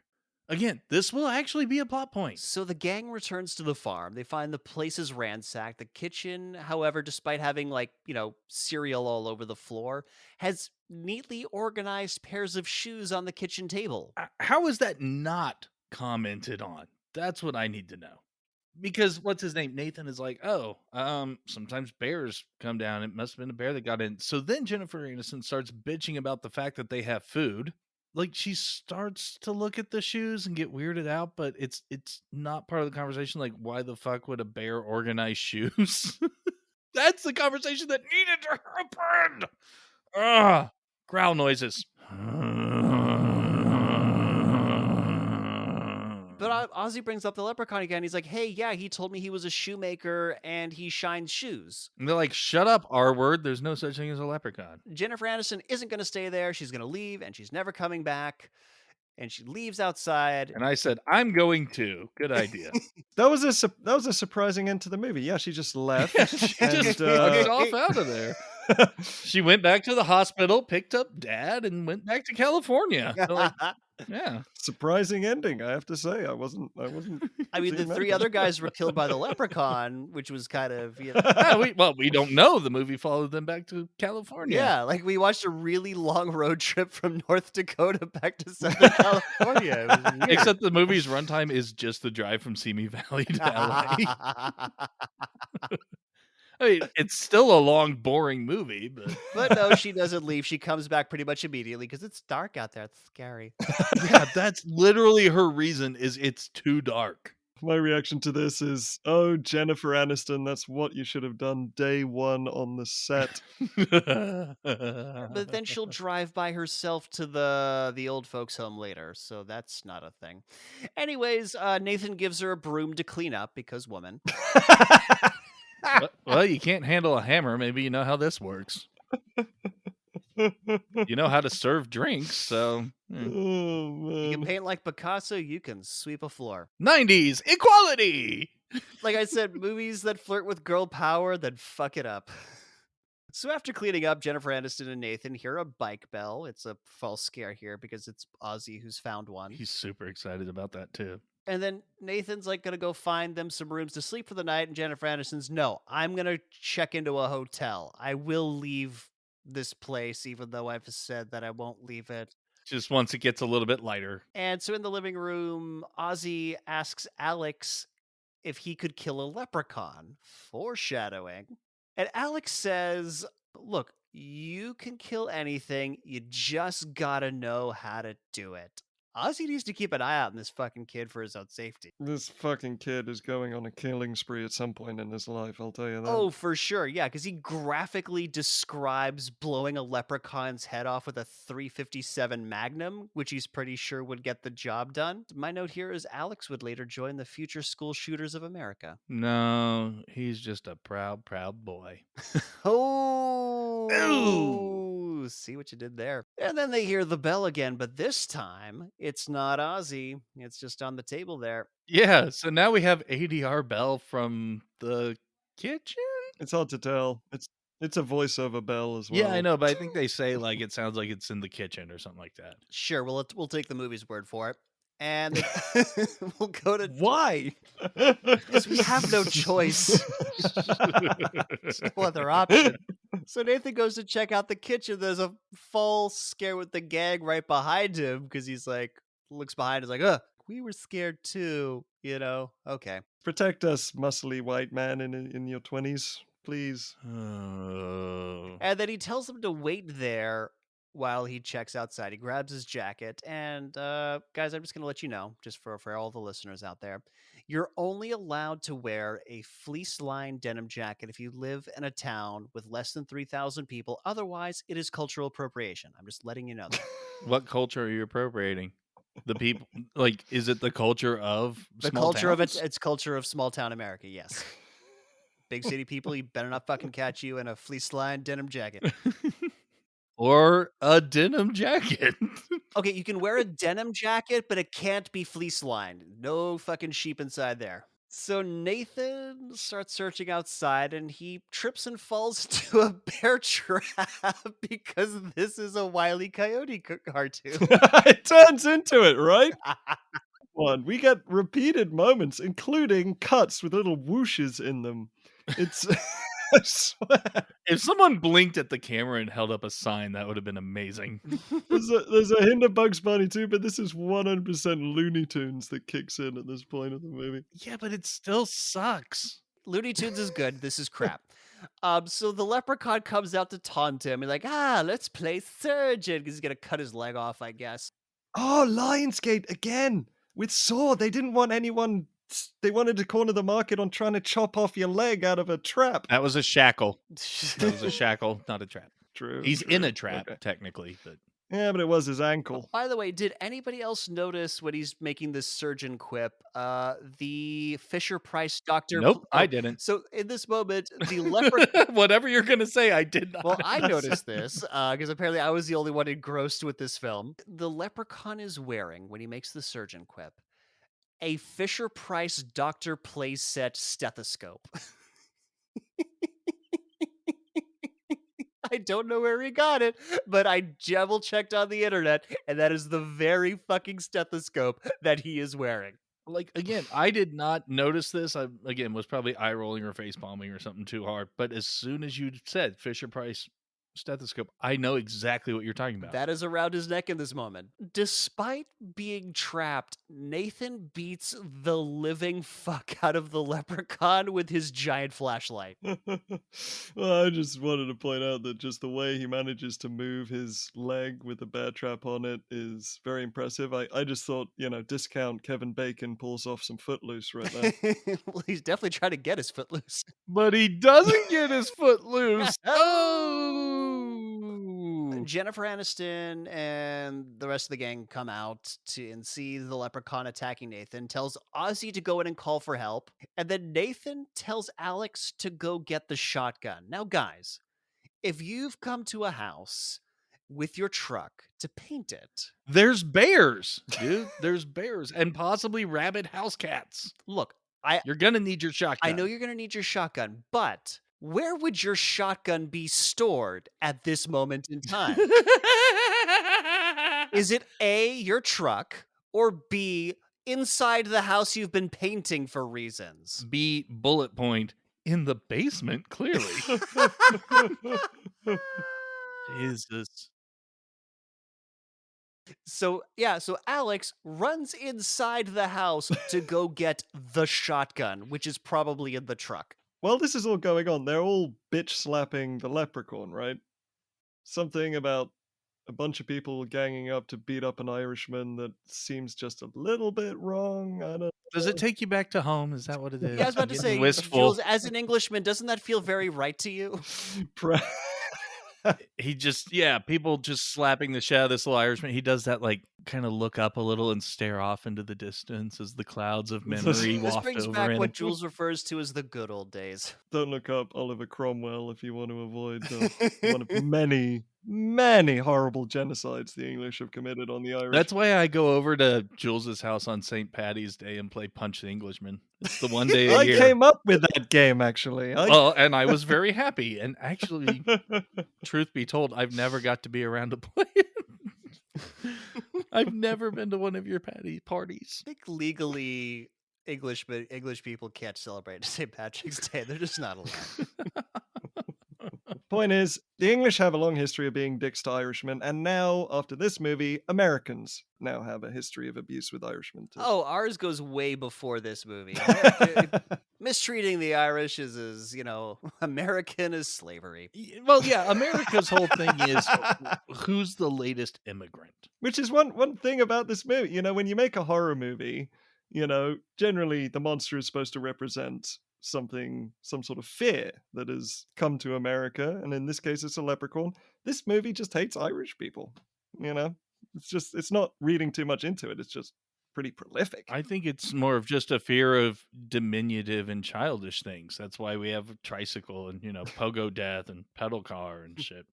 Lucky Charms. And the most dangerous character is the 10-year-old who's talking about blowing heads off and is the one who goes to get the fucking shotgun. It takes a sociopathic child to kill a sociopathic child. While Jennifer Aniston and Nathan are beating the shit out of the leprechaun, Ozzy's calling the sheriff's office and tells them that they're under attack from a leprechaun. And the sheriff's deputy... And goddamn deputy, there are nicer ways to go about this. Because obviously, Ozzy has a habit of calling about this sort of thing and UFOs and whatever. And so being like, oh, okay, Ozzy, thanks for letting us know. He's just more like, great story, and hangs up on his ass. And then him and the sheriff start being like, oh, what was it this time? What was it the last time he called us? And just having a good laugh at Ozzy's expense. He's got a mental problem and we're not helping. So outside, Alex gives Nathan the shotgun. And he blasts the leprechaun into the bushes, and they tell Ozzy to take Alex to the porch. And as he grabs him and takes him, he's like, "I don't want to go to the porch." I just have the note of, yep, that'll keep him safe. Just the way he complained about being taken to the porch tickled me a little. Surprisingly good about following directions because he just stays out of this scene. Ozzy comes back, once he's securely on the porch. Jennifer Aniston gets him out of the bear trap, and then Nathan thinks he's in Predator because he starts just unloading his shotgun into the Yes. bushes. Yeah, doesn't count ammo cliche. Doesn't know if he's hitting anything. He's just shooting where he thinks the leprechaun got blasted to. And Jennifer Aniston's line here is, "Nathan, that was no fucking bear." They dropped 2 F-bombs, and this is one of them. God, I gotta remember that line. It's a classic now. Nathan, that was no fucking bear. Yeah, coming out of Jennifer Aniston was I enjoyed that line. I enjoyed this movie to an extent I shouldn't have, and you're not going to take it away from me, John. No, I'm not. You can have all of it. I will take all the joy from this movie for myself. You can't have any. So the leprechaun is gone. Okay, and Mike, what the fuck are the rules? Because when O'Grady shot him, This has less rules than Mortal Kombat. O'Grady shot him and knocked him out. Later in the movie, he will get shot with the shotgun and get knocked out. But apparently, in this moment, fuck you. You didn't roll high enough on your attack rolls, so you don't get to fucking knock him out. The director had seen far too many horror movies and has seen so many moments where the monster just lies down and springs to life. There's a pretty good amount of that in this. So Ozzy comes out and tells them that he called for help, and Jennifer Aniston's like, "You didn't tell them that there's a leprechaun, right?" He's like, "Nope, I definitely told them there's a leprechaun." So nobody. Because that's what happened. He literally says, of course I told him that's what's going on. And she just gives him this look of, God damn it. She knows no one's showing up. Yeah, nobody's coming. So they take Nathan inside. After laying Nathan down, she tries to call for help, but the phone line is out for reasons. Despite the fact that Nathan is bleeding out in this moment, it's really important for Ozzy that Jennifer Aniston acknowledged that what they saw was a leprechaun. And she's like, "Shut the fuck up, go get some first aid." And he's been trying to tell them all this time. And now they've literally seen the thing and they still will not give him acknowledgement. Because they're assholes. And so tells him to go get first aid supplies. And the plan is they're going to get Nathan bandaged up, get him into the pickup truck. They're pretty sure they killed the leprechaun. And Nathan's like, "Yeah, I put 6 rounds in that thing. And I'm pretty sure you put 6 rounds into some bushes and didn't see a body." So I think he hit the cat too. probably. So now the rabies problem is done. Yeah. No more rabies. We're good. So they exit the house, head for the truck. And the camera is very kind. It sweeps under the truck to let us know that the leprechaun's not under there. Just for what's coming. The truck won't start. Yeah, normally it's just we get to this point and now it won't start because horror movie. But Well, we got the phone line is dead for no reason moment earlier, so let's not give this movie too much credit. there's even bigger bullshit coming up momentarily. So first, well, as we saw earlier, truck won't start. We got to go jiggle those cables and stuff. So let's go do that. And Leprechaun's under the hood. And he's munching on the wires that you need to jiggle. So he runs back into the truck's cab. And once the door is closed, they're like, "Close the door," while rolling up the window. And then probably my biggest go fuck yourself moment of this movie happens. Oh, the leprechaun breaking through the windscreen? No. Him biting Ozzy's ear? No. Jennifer Aniston charging up the cigarette lighter even though the car's not on? Flipping the truck. Well, anyways, the leprechaun doesn't like getting burnt, so he runs away to the barn. And then the Commando Elite busts out. Everything else is just a cereal. God, I wish. This would have been so much better. Yeah, this is after Alex is a dick to Ozzy for crying about his ear. He slaps him. So yeah, we hear the sound of welding coming from the barn. And the leprechaun busts out in his Commando Elite vehicle with a pitchfork on the front. Yeah, and so my thought was, ram the tires or something like that. But no, he hits the middle of the side of this truck and flips the goddamn thing over. Yeah, and then none of them die. fuck this movie. I'm going to Italy. After Batman and Robin as well, we have discovered that certain directors just don't understand physics. Yeah, but Batman and Robin is so bad it's good. This just sucks. And so, yeah, he's flipped this car over with the pitchfork at the end of it. Instead of stabbing it, by the way, which is what a pitchfork would do. Physics can go fuck themselves. It's starting to hurt physically. John's expression is so good. Nobody dies because despite nobody wearing seatbelts, none of their necks got crushed. And not only that, when he goes to investigate the car, which is, flipped back up, the correct way, they're all gone. They've all magicked themselves into the forest, hiding behind the trees. Then they run back to the house and get chased by the leprechaun. They get to the door and they slam the door onto his hand, somehow severs it. Very fragile, leprechauns. Very fragile.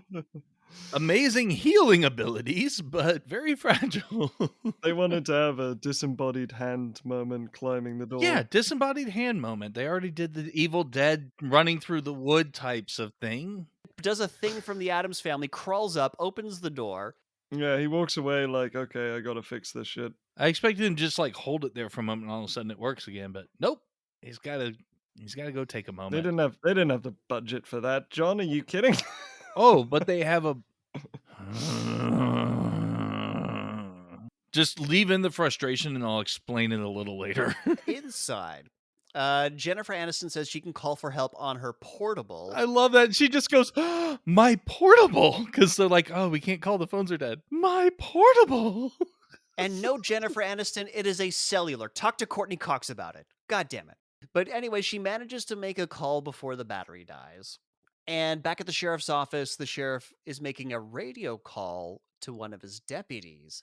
But it's the deputy that the leprechaun killed, and he's mimicking his voice on the radio, telling him he's going to check out. Yeah, so he went back to the police car to fix his hand? But also, he took the deputy's body from where he killed him in the woods back to the car. Yeah, because he's chilling in the passenger seat. Yeah. Why? I guess because this movie is so dumb that it knows it needs to remind people that he killed the deputy. Well, it might be for siphoning body parts, as we find later on. I don't know. Make a big note.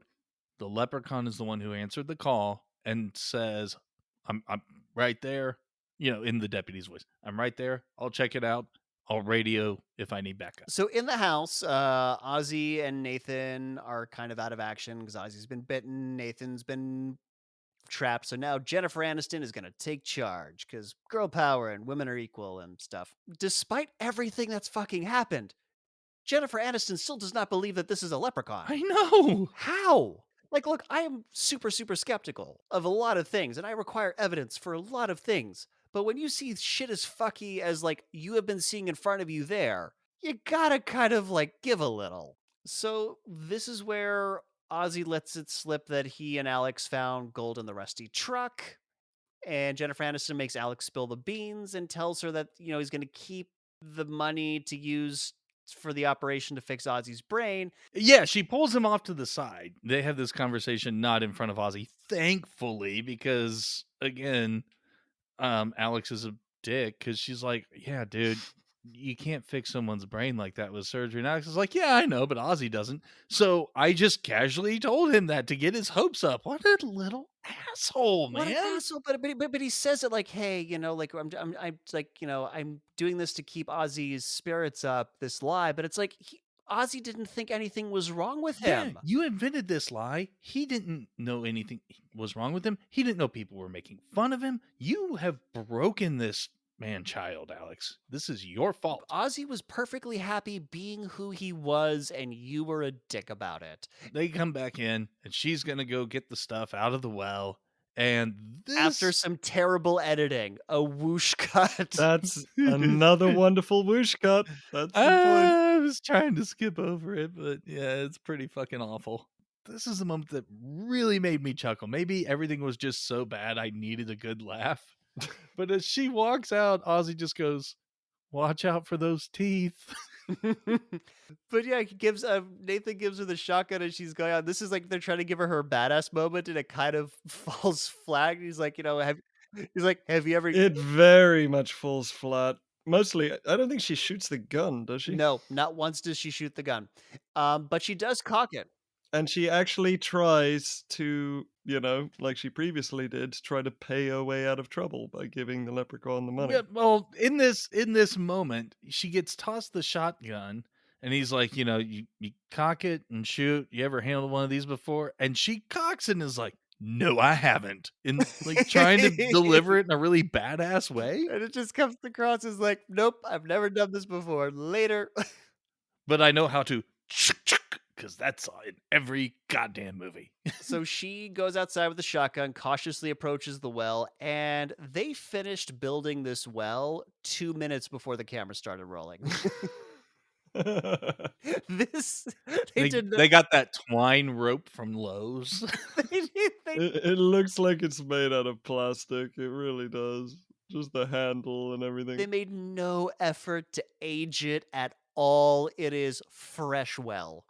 It's made out of the same plastic as that paint bucket that was being carried earlier. Why didn't either Ozzy or Alex go with her just to help her out or protect her? Ozzy is scared shitless, otherwise he would have passed that coin already. He's injured. I get that. And Alex is just an asshole. So everything follows. Yeah, and the movie has shown no bones about throwing a kid into danger yet. It's always just been a sort of shrug. Yeah, the kid's got to fix the car, the kid's got to be in danger. Yeah, but it's North Dakota in the 90s. Yeah, but they did have to get him to the porch. That's base. You go on the porch and Yeah, you you say can't get base the and the kid on base. leprechaun. He can get you inside the house, he can get you out on the yard, but porch? Fuck no. So anyway, she cranks the well and she pulls the bucket up, and that's when the leprechaun teleports right in front of her and magics the gold sack over to him. Yep, and I've got my gold and my powers are returning, and she's like, "So you're gonna fuck off and leave us alone, right?" And he does fuck off, so he can go count his coins. So, anyways, Jennifer Aniston runs back inside, tells him that the leprechaun got what he wanted, so they can go to the hospital now. Now we're back by the rusty truck. Why the fuck is the pedal car and the cop car now by this rusty truck when this is not where they got pulled over? I don't care. This isn't even for reasons. I just don't care. I accept that answer. So he counts his gold and he realizes that he's one coin short. And he's like, no one takes a leprechaun's gold. Because we've heard that like 5 times. And then I need my gold is, the running catchphrase, but no one takes a leprechaun's gold is a second place. Because lines always become more special the more often you say them. I'm sorry, what was that? Lines become better the more you say them. Oh, so you need to repeat the lines so that they become better the more you say them. Exactly. Lines become better the more often you say them. Okay, I see what you guys are doing here. My heart's starting to thaw. My heart's starting to thaw. This shtick is going to get real old real fast. That's how bad it is. No, it's not, because you see the lines get better the more you say them. Jesus Christ. Well, the point being that he says that nobody takes a leprechaun's gold, but I'm pretty sure that the O'Grady guy did, as well as Ozzy and Alex, so that's not true. Moving on. In the farmhouse, Jennifer Aniston tells Alex to get some ice for Ozzy's ear, and that's when the leprechaun pounces on Alex from inside the fridge. Yeah, he's teleported into the kitchen and the fridge now. And then there's cabinet teleportation. Yeah, because Nathan yanks him off of Alex, and now we get to play the, oh, am I behind door number 1? Oh, am I behind door number 2? Number 3? Like, Nathan's like jamming his shotgun into the cupboards after each one, but he doesn't start shooting until the leprechaun grabs him by the balls from the drawer. Right. He's like, nope. Well, now that you tried to get my balls, I will start shooting at you. Your laughter just encourages him, Jules. Now he finally runs away. And it's like, you can't catch a leprechaun. And again, O'Grady did. So that's a stupid line. The leprechaun comes down the chimney, says that he ain't no Santa Claus, and gets blasted. And he passes out.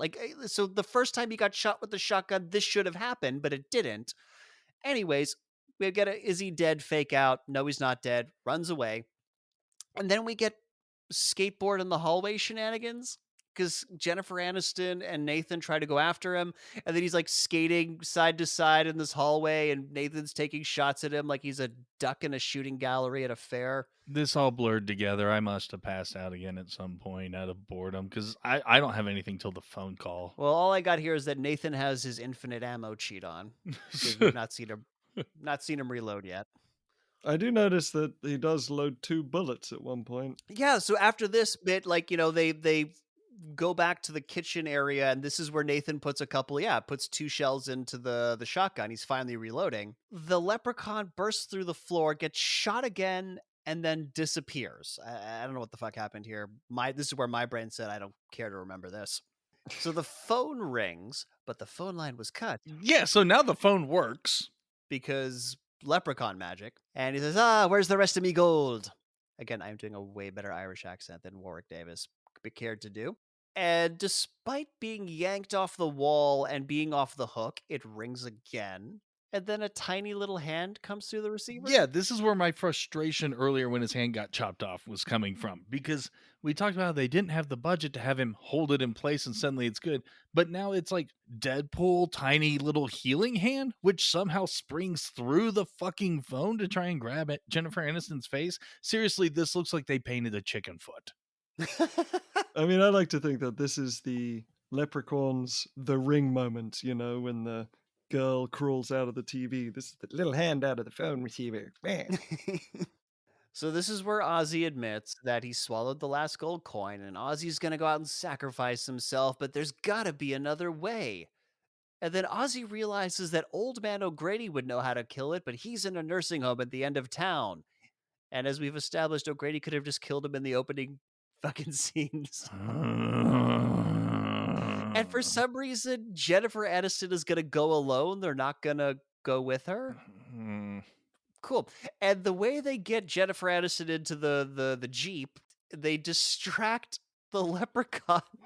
Okay, this was like, holy shit, that actually paid off. They grab all the fucking shoes. And so when it comes to attack, they start throwing them out in the yard. So now the shoes are getting dirty and we can't have that. And Leprechaun's got to go pick them up so we can clean them again. The problem is that if this was something that was such a big need for him, shouldn't he have had to shine everyone's shoes around the town throughout this entire process? I feel like his lust for gold was a little stronger than his lust for Well, shoes. then his lust for gold should have made him ignore that and shine the shoes when he was done murdering Jennifer Aniston. It's not scary. It's not funny. It just sucks. So they throw shoes, Jennifer Aniston gets away, and they waste all their shoes. Like, they throw all the shoes because they're done with this bit. They don't want to do this bit again. Like, those shoes would not be useful later to maybe distract him later. No, they're going to throw all the shoes. And Nathan and Ozzy go back inside, and then, well, Jennifer Aniston's driving, the leprechaun teleports to the back of the Jeep and pulls a Marty McFly. With rollerblades. And then he loses control of his roller skates and crashes into a pig Where's my plushie? fence. And there's like, the silhouette of him because, again, we have another Wile E. Coyote moment here. At which point he holds up a sign saying, ouch. That would have made me chuckle, but now, yeah, this has legitimately become a fucking cartoon because he crashes through a fence and it's leprechaun-shaped hole in the fence. Which contrasts nicely with this random tilted hospital that we're about to go into. Yeah, so Jennifer Aniston makes it to the nursing home, and we have this contrived moment of tension where the guard is sleeping and she needs to read the room assignments without waking him up for reasons. Why are police? Is there a police officer at a rest home? There's a guard, probably? Yeah, but it's a uniformed security guard. That really doesn't make sense. With a clipboard that says room numbers. Well, that's the folder. Says room numbers on it. Yeah, the same kind of folder that you would use for like a hospital chart. Yeah, or just general office work. Just, your basic manila folder. No biggie there. But she opens it up and she's going through the list and she's like, O'Grady, O'Grady, O'Grady, O'Grady, O'Grady. It's the third fucking name on the list. John, I'm going to have to push back. This was not a manila envelope. This was like one of those metal flip open clipboards. Yes, it was. Like when you watch a hospital drama. I cannot believe I'm going to do this, but I'm going to pull the movie back up. and see if I can screenshot this from fucking Tubi. I will. This is the hill I have chosen to die on. You will die on this hill because you're wrong. Anyways. And then John had to be taken to the hospital, and he was never heard from again. I'm like the dad in this movie. He just fucking disappears. Yeah, we don't see the dad again. So anyways, Jennifer Aniston now is walking through the land of Dutch tilts. So Trying to make this whole psycho thriller hallway moment, and just because nothing's happening, it's just needless. It's like the cinematographer just realized he really had to do something in this movie. yeah, because otherwise it's just gonna be Jennifer Aniston walking down some hallways, and also we get a janitor closet jump scare because apparently a random assemblage of janitor equipment made a leprechaun shadow. Christ. And so now she's like, reaches Mr. O'Grady's room, and it's obviously the fucking leprechaun. You see it from behind, and it's obviously the fucking leprechaun pretending. You hear O'Grady's voice, and she is asking, "How do you kill it?" He's like, "I'll never tell you." And turns around, and it's the leprechaun. Obviously, we saw the shape of the body. Like, it's obviously in the head. It's obviously the leprechaun. Jesus. It was at this point that I wondered why O'Grady didn't just go out and spend all the gold as opposed to retiring in obscurity. Oh shit! It is the metal clipboard. Ha! Well, I'm dead, and that means I don't have to finish this fucking movie. No, but your ghost does. Your ghost has to finish this fucking movie. Shit.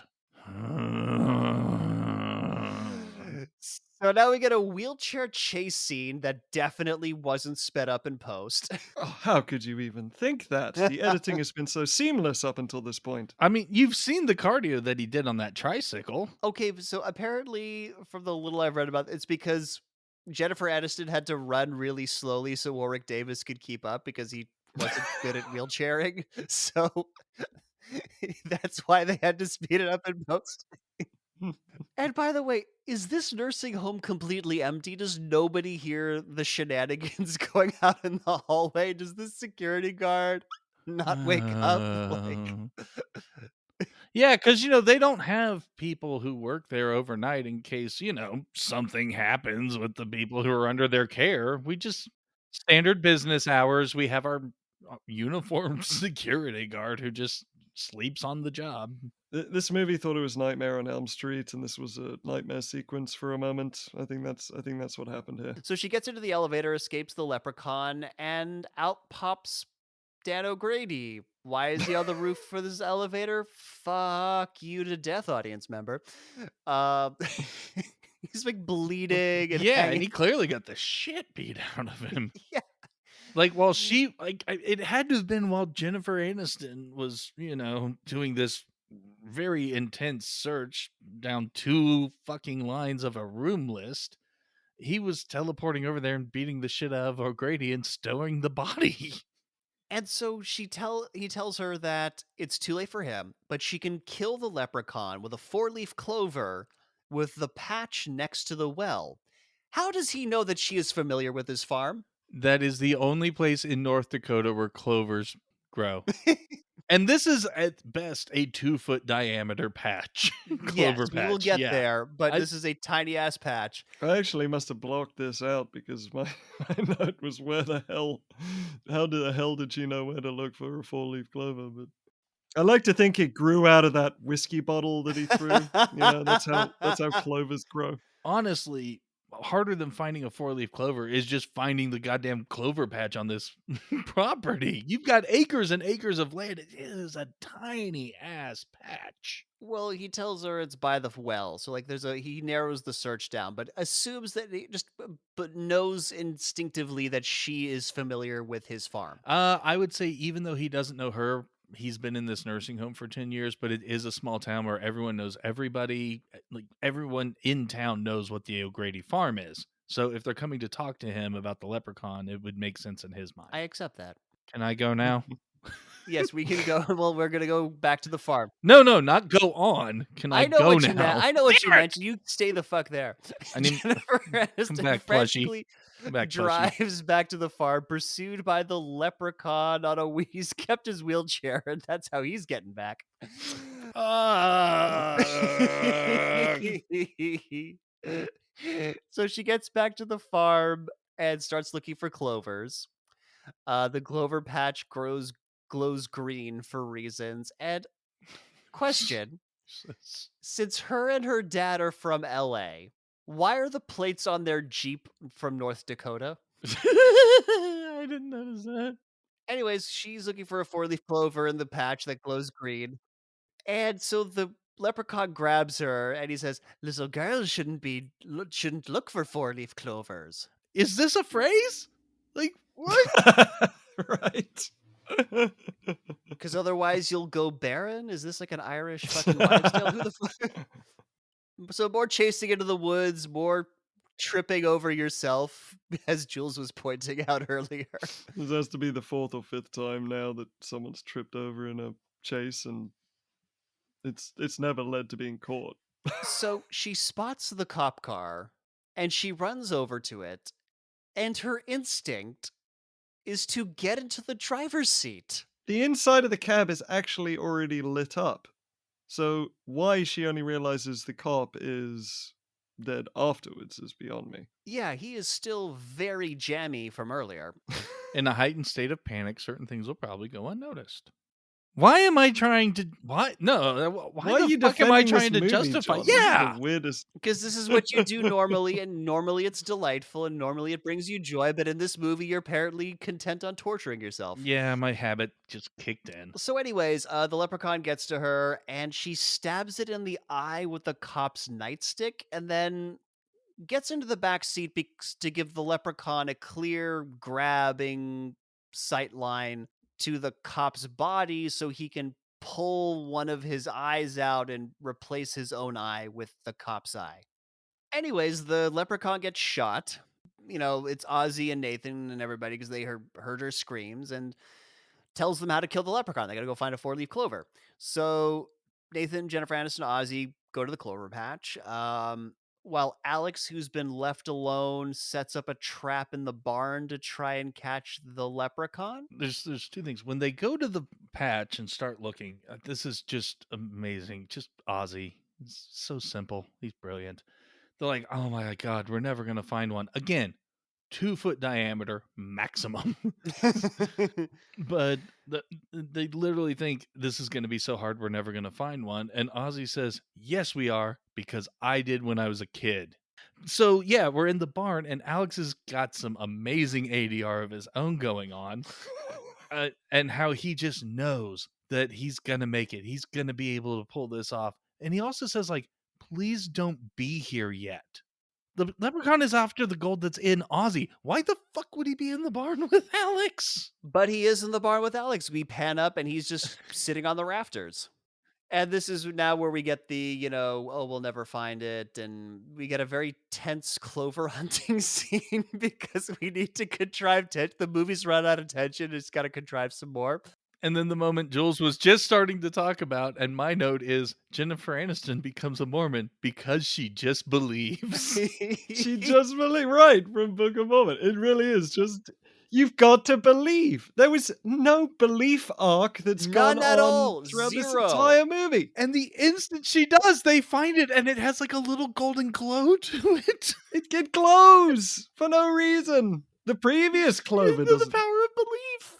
I do got to point this out. She sarcastically believes. She's like, okay, yeah, I believe, like clutching like grass. You just have to say the words. Yeah, but like you're right. Like, Ozzy says, yeah, you've just lost your faith. And her losing her faith has not been a plot point. There's been none of that. This is just like, fuck, I've run out of plot here. Well, it's like they knew they had to give some sort of an arc, but they forgot what it was. Who can read a full 90-page script? I mean, that's a lot of words. Yeah. And by the way, yeah, why does this clover sparkle green? Why? Why does it fucking sparkle? But it's only just for them to like pick it up and find it. Just that's it. It doesn't have a sparkle or a glow or anything else for the rest of the movie. And by the way, the rest of the movie is seriously 12 minutes or something like that. So back in the barn, the leprechaun grabs Alex and tries to put his head into the trap. The others burst in. Ozzy tells the leprechaun that he's the one who swallowed his last coin. So the leprechaun chases Ozzy out of the barn, and Nathan is fucking useless here. He's like, he just like lets the leprechaun run by him. He's like, oh no, don't, He's got a nasty injury. doesn't do anything. Could have shot him. So outside, the leprechaun tackles Ozzy to the ground, starts slicing him up with his shoe buckle that he just plucks off his foot. But as you mentioned, the leprechaun knows that it's inside him. So Warwick Davis just sits on Ozzy's chest and continually bitch smacks him back and forth and hits him with his claws. Yeah, within the face, like with Yeah, the no. yeah, just in the face, on the cheeks, just back and forth, slapping him. We didn't have a pogo stick. Hey guys, so remember at the beginning of the movie when Alex used his slingshot to shoot a piece of gum at Ozzy? Oh my god! Well, this movie sure the fuck hopes you do, because he takes the four-leaf clover, takes a piece of gum out of his mouth, wraps the four-leaf clover around it, shoots it into the fucking leprechaun's mouth. And this is where he gives that great line, "Fuck you, Lucky Charms." Which didn't make any sense to me. Anyone who doesn't know that reference is just like, where the fuck did that come from? Again, but I mean, we've explained why it's there. It's a one-liner. Look, after having watched Batman and Robin, there are worse one-liners, okay? We have seen worse one-liners. Yeah, this one's kind of apt. So he does start melting, but he melts in the style that he was fed the green stuff from Troll 2. And that movie was 3 years earlier. I believe, honestly, someone saw that and was just like, yeah, we can do that. No one's ever going to see Troll 2. No one's going to know what this is that we're talking about. Also, he's gonna get engulfed in purple lightning at the same time, because, why the fuck not? Falls down the well, and green light starts coming out of the well, and Ozzy's like, "I did a smart thing, didn't I?" "You sure did, Ozzy, you sure did." What did you? Well, I mean, other than allowing yourself to get attacked, what? I don't know, but we're gonna button his arc by he does the pointing at Alex's chest and like flicking his nose. He gets him back. It pays off. Yeah, Nathan like smacks him down with the shotgun and then gets one of the gas canisters out of the back of the Jeep, pours it down the well. This is so fucking amazing what happens here. What would you expect to happen if you dropped a match down this well? Exactly. Because the leprechaun is secretly Wile E. Coyote, he has boxes of TNT down there. Well, not only that, not only is there an incredible explosion, there's also a delay, like he dropped a grenade instead. I know. He lights the match and drops it into where he just poured gasoline and then has time to do a run and dive to cower with everybody else. This movie fucking explodes. And then the police arrive for no reason. Yeah, and then that is my point, which when the phone didn't work and she got cut off and Leprechaun actually got the call pretending to be the deputy, somehow 3 cop cars show up. And that's when all the police officers arrested them for the murder of a police officer. And they all got thrown into jail for a crime they didn't accuse. It was actually a very tragic ending. Well, like I said, it's literally the last shot of the movie is these cop cars showing up and we go to black. Guys, I hate to say this, but I think I figured out a way that this makes sense. That's my job, and I was told to stop. Well, I'm going to do it this one time. Credits are rolling. Hurry up. Okay. The point being that the leprechaun said he would radio if he needed backup, and so this cop has not checked in yet. So at some point with him not checking back in, the sheriffs are like, okay, what the fuck happened up there? And they decided to go check what was going on. That makes way too much sense for this movie. It does way too much sense. But the fact, here's my note here is that the fact that the cops show up at dawn means they went to the same police academy as the Scream cops. And so we see the final shot of the film, we see the flaming well, and we get a leprechaun voiceover saying that, that definitely wasn't added in the last minute to let us know that there's going to be a sequel. Telling him that his soul is trapped down there, but he's still going to get his gold. So, yeah, there's going to be a sequel. There will be several sequels. I'm pretty sure they added this in at the last minute because it's just terrible voiceover. And that's it. That was Leprechaun. We're done. Yay! Breathe a sigh of relief, guys. We did it. I'm just going to replace that cheer with another groan, John. You bastard. But guys, before we go, as millennials, we know that every movie and TV show has a moral. So, Jules, what'd you learn today? Always judge a book by its cover. Yes, great life lesson. And John, how about you? I learned if you have a suspected rabid animal, you should blindly grope around its lair. I learned that, boy, I'd love to have sex with Jennifer Aniston. It took this? We haven't had an obligatory South Park. Okay, you're going for the South Park reference. Okay, all right.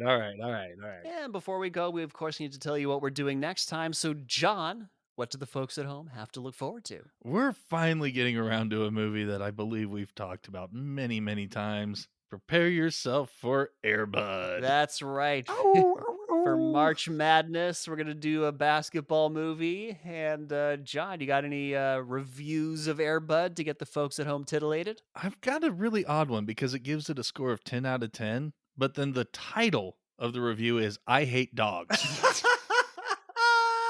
Air Bud is a 90s gem. It has an enjoyable story from start to finish. The acting and the feel is fine. There's a story that is told that makes you feel good. In reality, though, a dog playing basketball with humans is cheating. If this movie came out in the late aughts or onward, then I would have hated this movie because I hate dogs. Being a 90s movie, Air Bud gets a pass. What the fuck? What? Huh? Look, I'm more of a cat person, but I don't hate dogs. But how do the 90s redeem I don't know. a dislike of a kind of... I'm very confused. I'm very confused too. But you know what? That's our show. If you liked it, please subscribe. If you loved it, please share it with all your friends. And whether you liked it or loved it, we'd appreciate if you gave us a 5-star rating on Apple Podcasts or wherever you can to help others find us. Also, be sure to like our Facebook page and follow us on Twitter. Links to both of those are in the show notes. Thanks for listening, and we'll see you next time for another episode of Millennial Rewind.